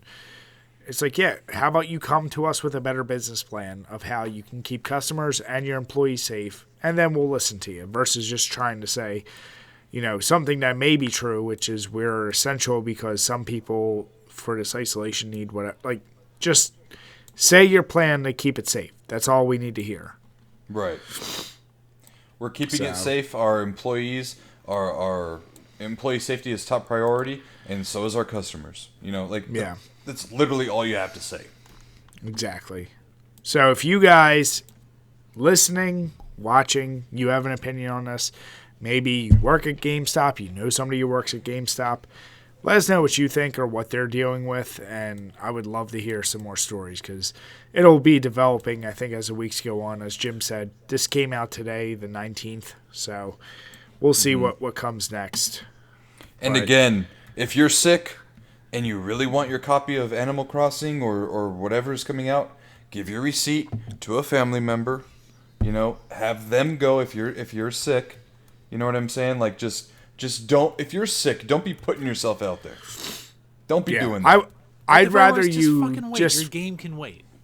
Yeah, or just do the digital download and get your money back for the physical, or eat the loss. We're all eating losses, and if you're like Jim and you got a boner for physical copies, I know it's nice to have it on your shelf. But if you really care about the game and you just want to play, then just fucking get the digital download and don't worry about the difference.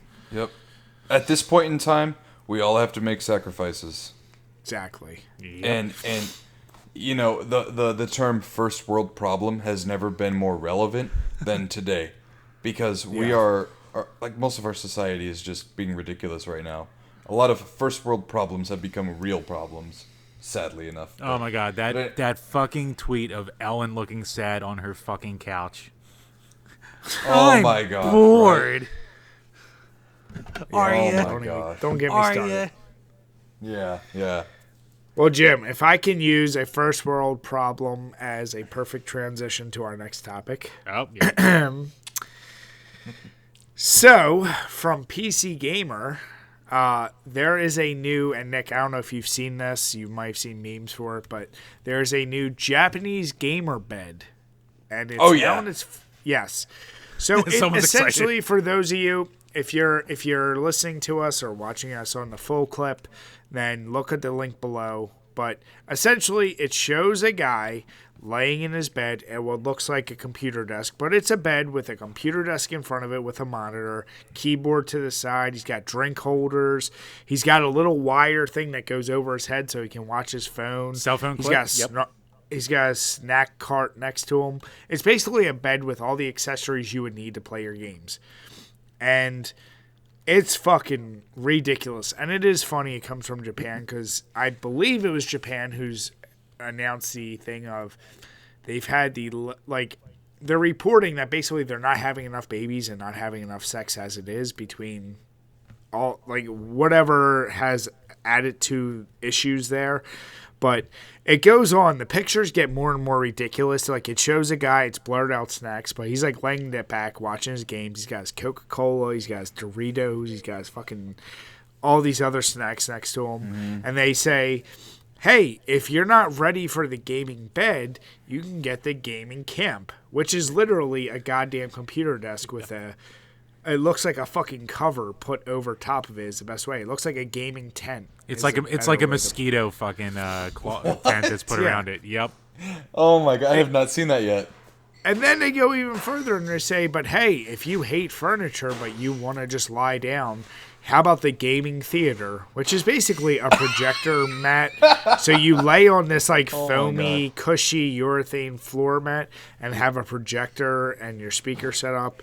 And you can sit there and game. I'm just was gaming from your seat or your couch really that uncomfortable that somebody was like, you know what? I know what's the problem with the world. We need to lay in fucking bed and do it. That amazes me. And I just listen, we're all gaming nerds. We probably we've talked about at the beginning of this podcast, Nick and I, we play excessively on our goddamn toilets at a point our legs fall asleep.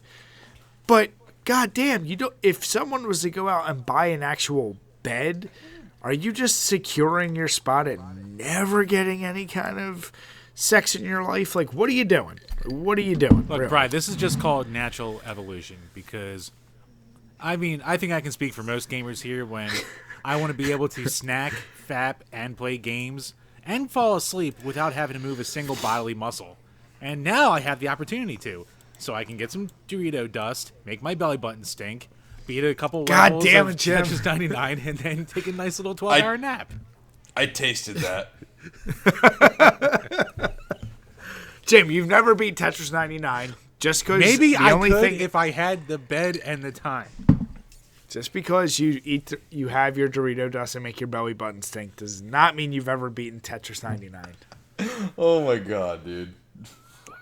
Now, does the Cheeto dust get mixed in, though? That's the real question. The thing is, I just love... Is there a sink around?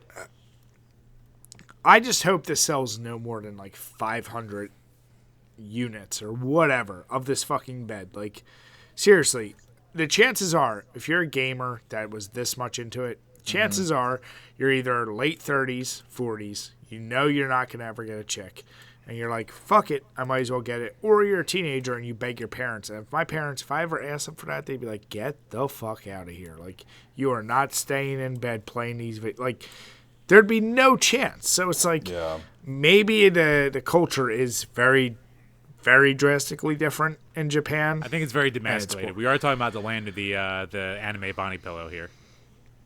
I don't even know what that is, Jim. I don't know even know what about that is, pillows, Jim. Brian. I don't know. I don't want to know, so don't tell me. You telling me you don't got a waifu? We all I don't know. deep down inside.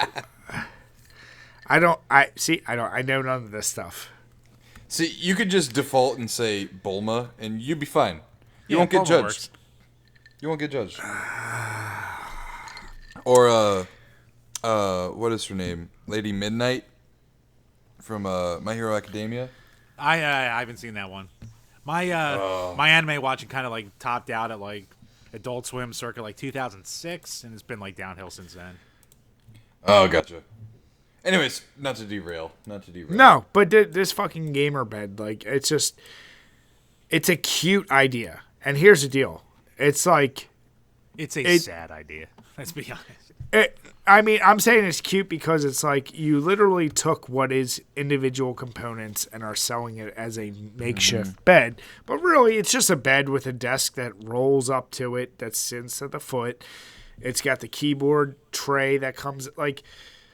that's the kind of thing that everyone, when they look at gamers, and especially gaming, like really high nerds like us, and they think, like, this is what we all are. And it's like, God damn it. Is it too appropriate that it's only coming in full-size beds, or no, just a twin size, because they know no one else is going to be hopping in? You ain't getting a king-size bed like this, Jim, if that's what you're asking. Yeah. I mean, unless you're good with woodwork. You can make something. You can whittle. This makes sense for people who like in America, for example, who live in studios. Oh, yeah. Yeah. You know, I'll say that because I do like to play devil's advocate and I do like to look for the brighter side of things. So if I was in a single bachelor or whatever and I saw this and I lived in like a one-bedroom apartment or a studio, I'd be like, hey now. This wouldn't make for a bad weekend of, you know, chugging a 30-pack of Keystones and playing Halo with the boys, bro. But you ain't playing with Halo with the boys in the bed, because at the end of the day, you decide I'm going out. I'm bringing a girl home.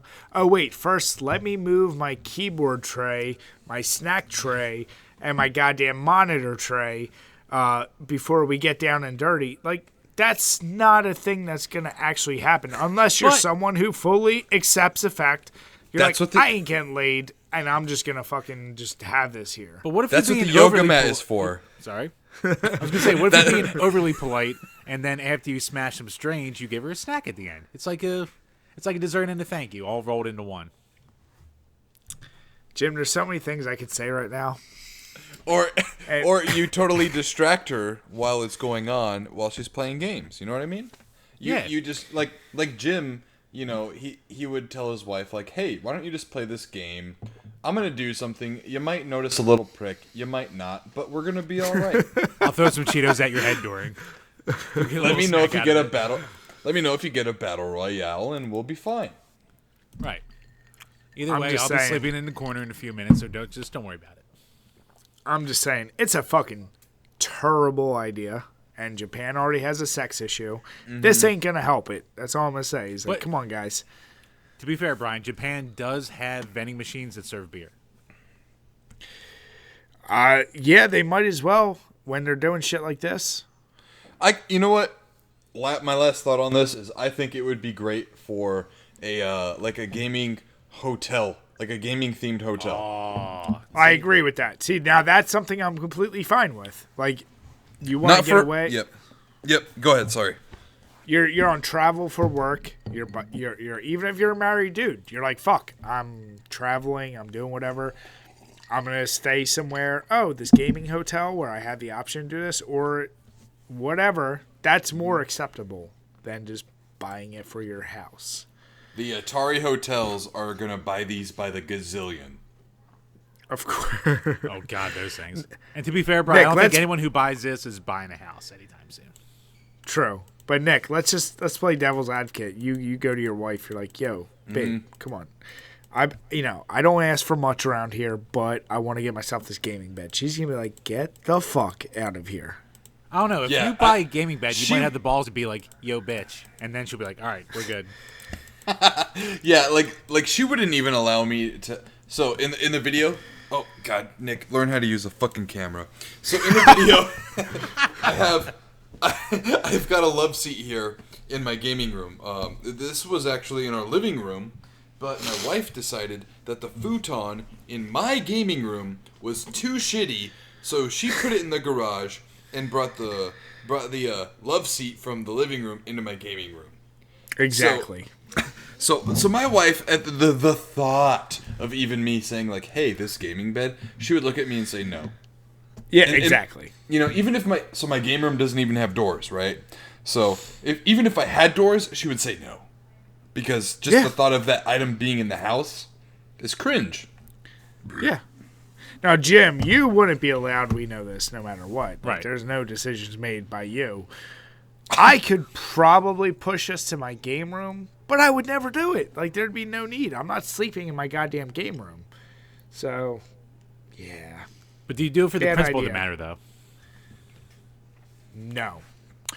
All right, and as we always do with some of our reoccurring bits, we're going to be doing the overrated, underrated, and this time it actually comes from Jim.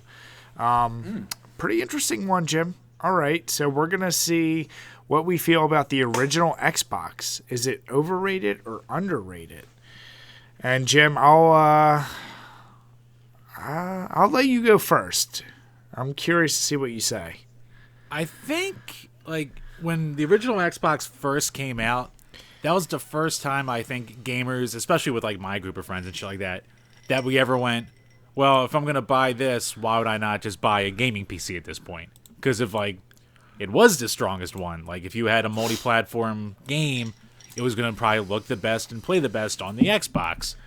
And, the problem that the Xbox always had was outside of Halo, especially with the original Xbox, there wasn't that many games that people said were, like, must-buys for it.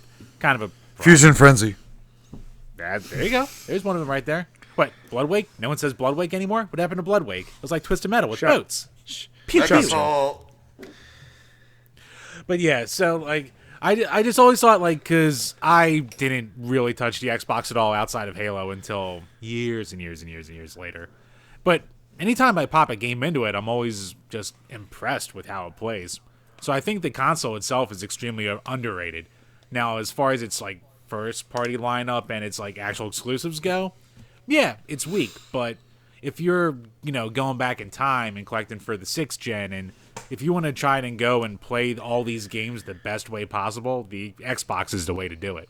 Especially if you go and you get the 2nd-generation console, or not the console, but the controller, which is all over the goddamn place. So you can't even complain about the Duke anymore that much. If you have bitch hands. I didn't mind the Duke. Everyone else minded the Duke. I grew up with the N64 controller. I like the Duke. Well, all right, so I thought you were going to go overrated. I'm going underrated as well for a lot of the reasons Jim said. The first thing was with Halo and just in general the system. It was impressive, but more importantly, it was a finally, like, PlayStation, granted, it was only a generation before. Like, that was the first true competition to Nintendo because Sega was already on the way out by that point anyway. And Sega was pretty much fully dead by the time Xbox came out. I'm not even going to count the Dreamcast or whatever was left of it. So at this point, it was true competition, and it was something that looked like, okay, this could be legit competition for the PlayStation. And honestly, at the time, Nintendo wasn't exactly doing the hottest, except for like handhelds. So I liked the ability to have competition for the PlayStation. And there were games like Stubbs, Zombies Without a Pulse, Halo. Like, there was plenty of good first-person games. I was like, holy shit, this system... This had some unique ideas. Right, Toe Jam and Earl 3? No, Jim. I only just played that. Jet Set Radio Future. What about Blinks? What about Blinks the Jet Cat? Set, shut up, Jim. But, like... Conker's Bad Fur Day Live and Reloaded. That is a great remake. That's a better example than... And actually, Crimson Skies to not be my usual dick self. Shut up, Jim. That's a good fighting game. Just shut the fuck up. The point is, even though we're agreeing, Jim, I just want you to shut the fuck up. So, Never. Yeah, I mean, the problem is it's the same gen as PS2, which is arguably always goes down as the best. Oh, there goes my What the fuck? bucket with cleaning materials, keeping that Corona out. It just decided to take a shit. But no, it's like it went against a PS2, which is arguably and always goes down as the best console because it had the best, like the crazy amount of games.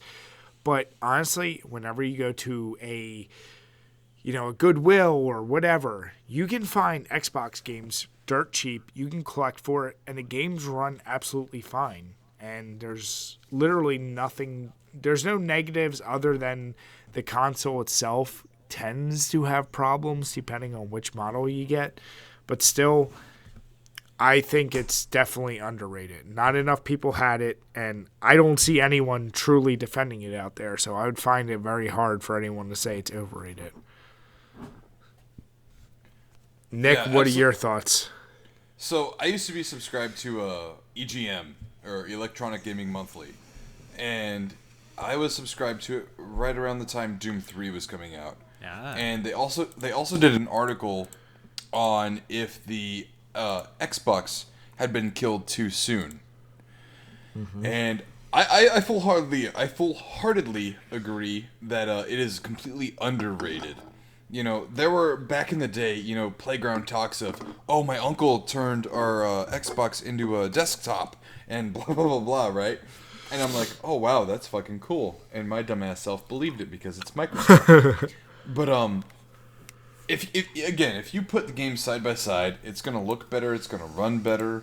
But I for some reason, I think it's just got the stigma of being like the bro console, and that's why it's almost just neglected altogether as being a contender. Because honestly, when I talk to a lot of people about this generation in gaming, it's always PS2 and GameCube. Yeah. No one really ever talks like, oh, dude, Xbox had Project Gotham Racing. And, I mean, I have a friend who's been a lifetime friend of mine, and I remember he was telling me about the sound physics in Project Gotham Racing. How you could be in the garage and have music playing through your radio, and you go behind the radio, and the music sounds different. Because it had like that much detail to it. Xbox did us right by not having us pay extra for an attachment to have 4-player gaming. Halo, LAN parties, bro. LAN parties are crazy, and even just 4-player split screen on like Test Drive, the original frickin' Rocket League. There was a Test Drive game for the original Xbox that you could play soccer with your cars. I heard about that one. Yeah, and you had, great games. Like, look, yes, there's no, Champions of Norath or Ratchet and Clank for, the original Xbox. But the original Xbox had Halo. Of course, everyone's going to say that. You have Mech Assault 1 and 2. You had Metal Gear Solid 2 Substance or Sustenance, whatever it was called, and you could actually skateboard as Solid Snake in that version. I mean, there's so many great games. Like, I really do think that the original Xbox was heavily underrated. You know, and it was killed too soon because, especially Doom 3, when if you pop that game in, if you have an original Xbox right now, you put that game in, that game looks like it came out on the Wii generation of games. Like, it looks like a 360 game, you know, and unfortunately, you know, it just nowadays is looked at as the bro console. Because of the name Xbox, ooh, it's still edgy and whatnot. So it carries that stigma. And side note, the original Xbox has my favorite ever Mad Catz controller. It's not a Duke like. It's not a S type like. It's even smaller, and it makes playing quick twitch games that much better. Huh. As a matter of fact, I'm going to grab it right now because it's out.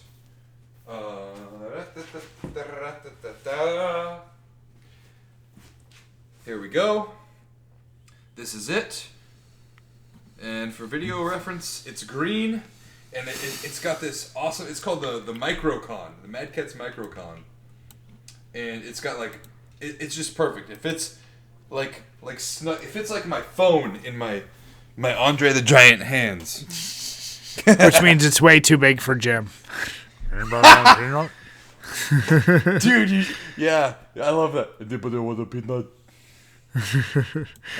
No, Yeah, but I mean, underrated. I like I said, I would be amazed. What I'm really curious is if anyone listening or watching truly feels like it's overrated. Give us a reason, because other than people shitting on the Duke controller, and like I said, the point I had, which was sometimes I've heard bad things about the console crashing or having issues. Outside of that, what was people's biggest issue with the console?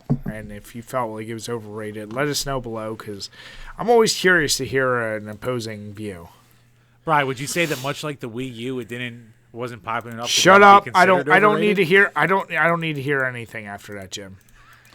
The only That technical overrated piece of shit. The only technical issue I've ever had with an original Xbox was the rubber band not working in the disk drive.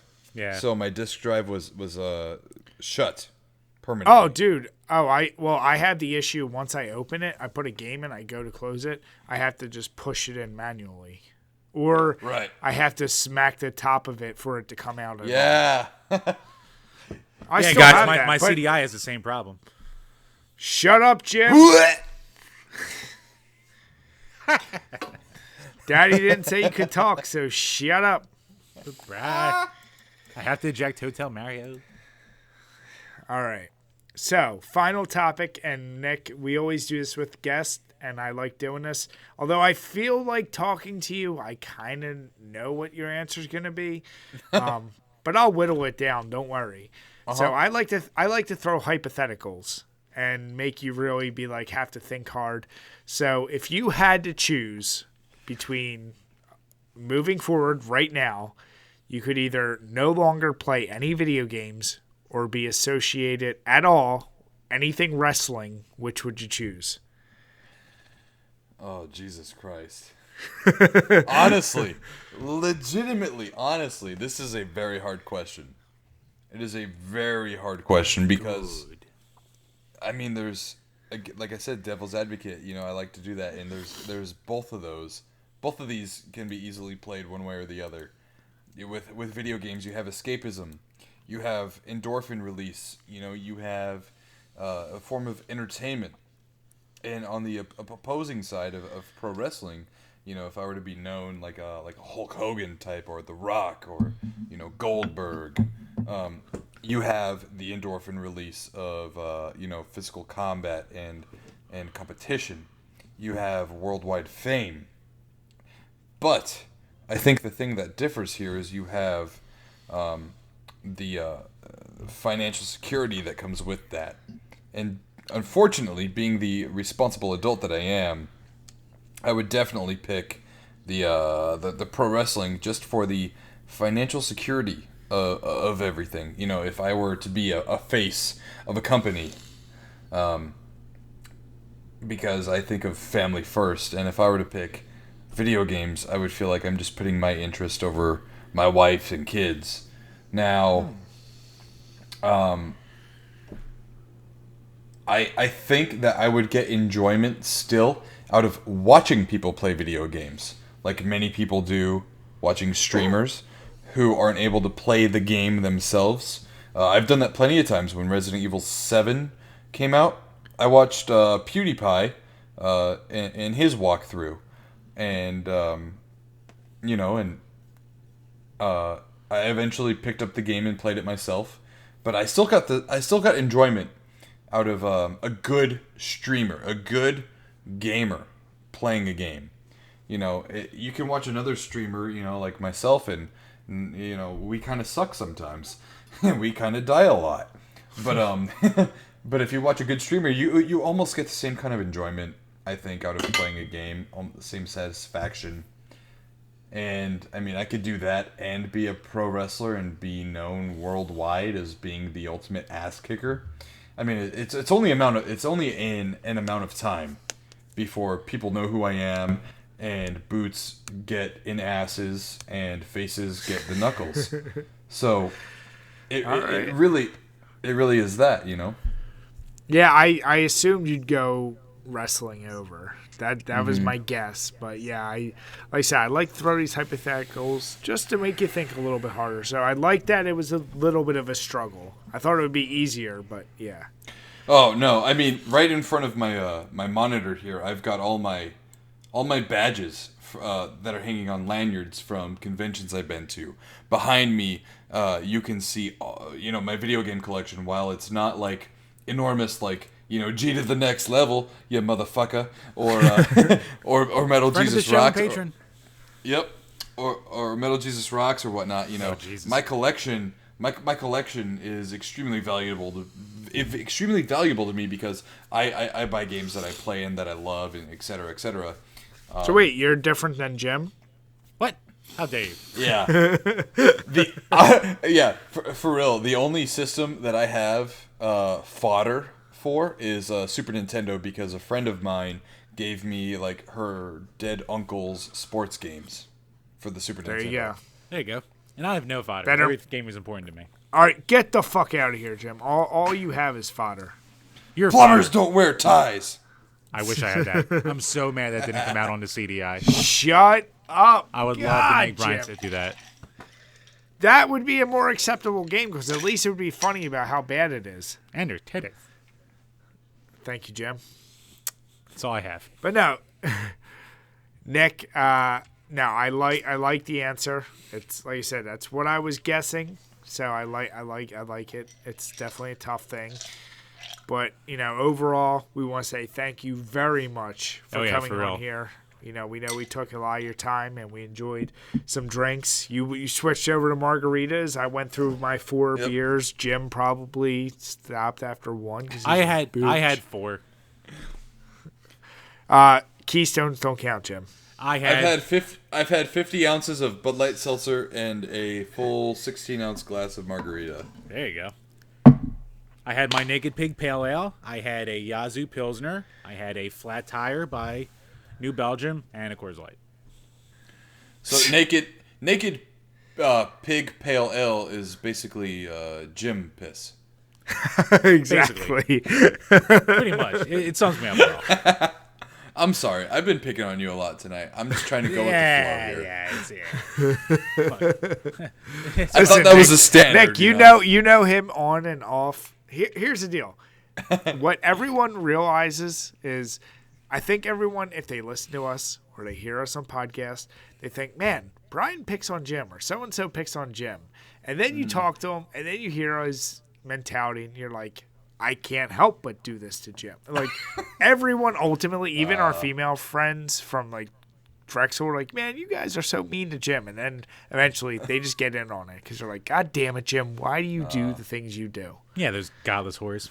God, I hate them all. But no, Nick, we truly appreciate this, and we can't wait to have you back on.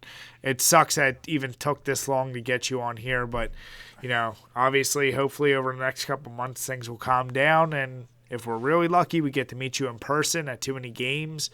But either way, no, we really appreciate it. So once again, everyone watching, look at all the links below. Please follow him on YouTube, on Twitter, on everything we have. And Nick, is there anything else you'd like to say before we hop off? Yeah, before we hop off, we don't know what the fuck this year is going to look like.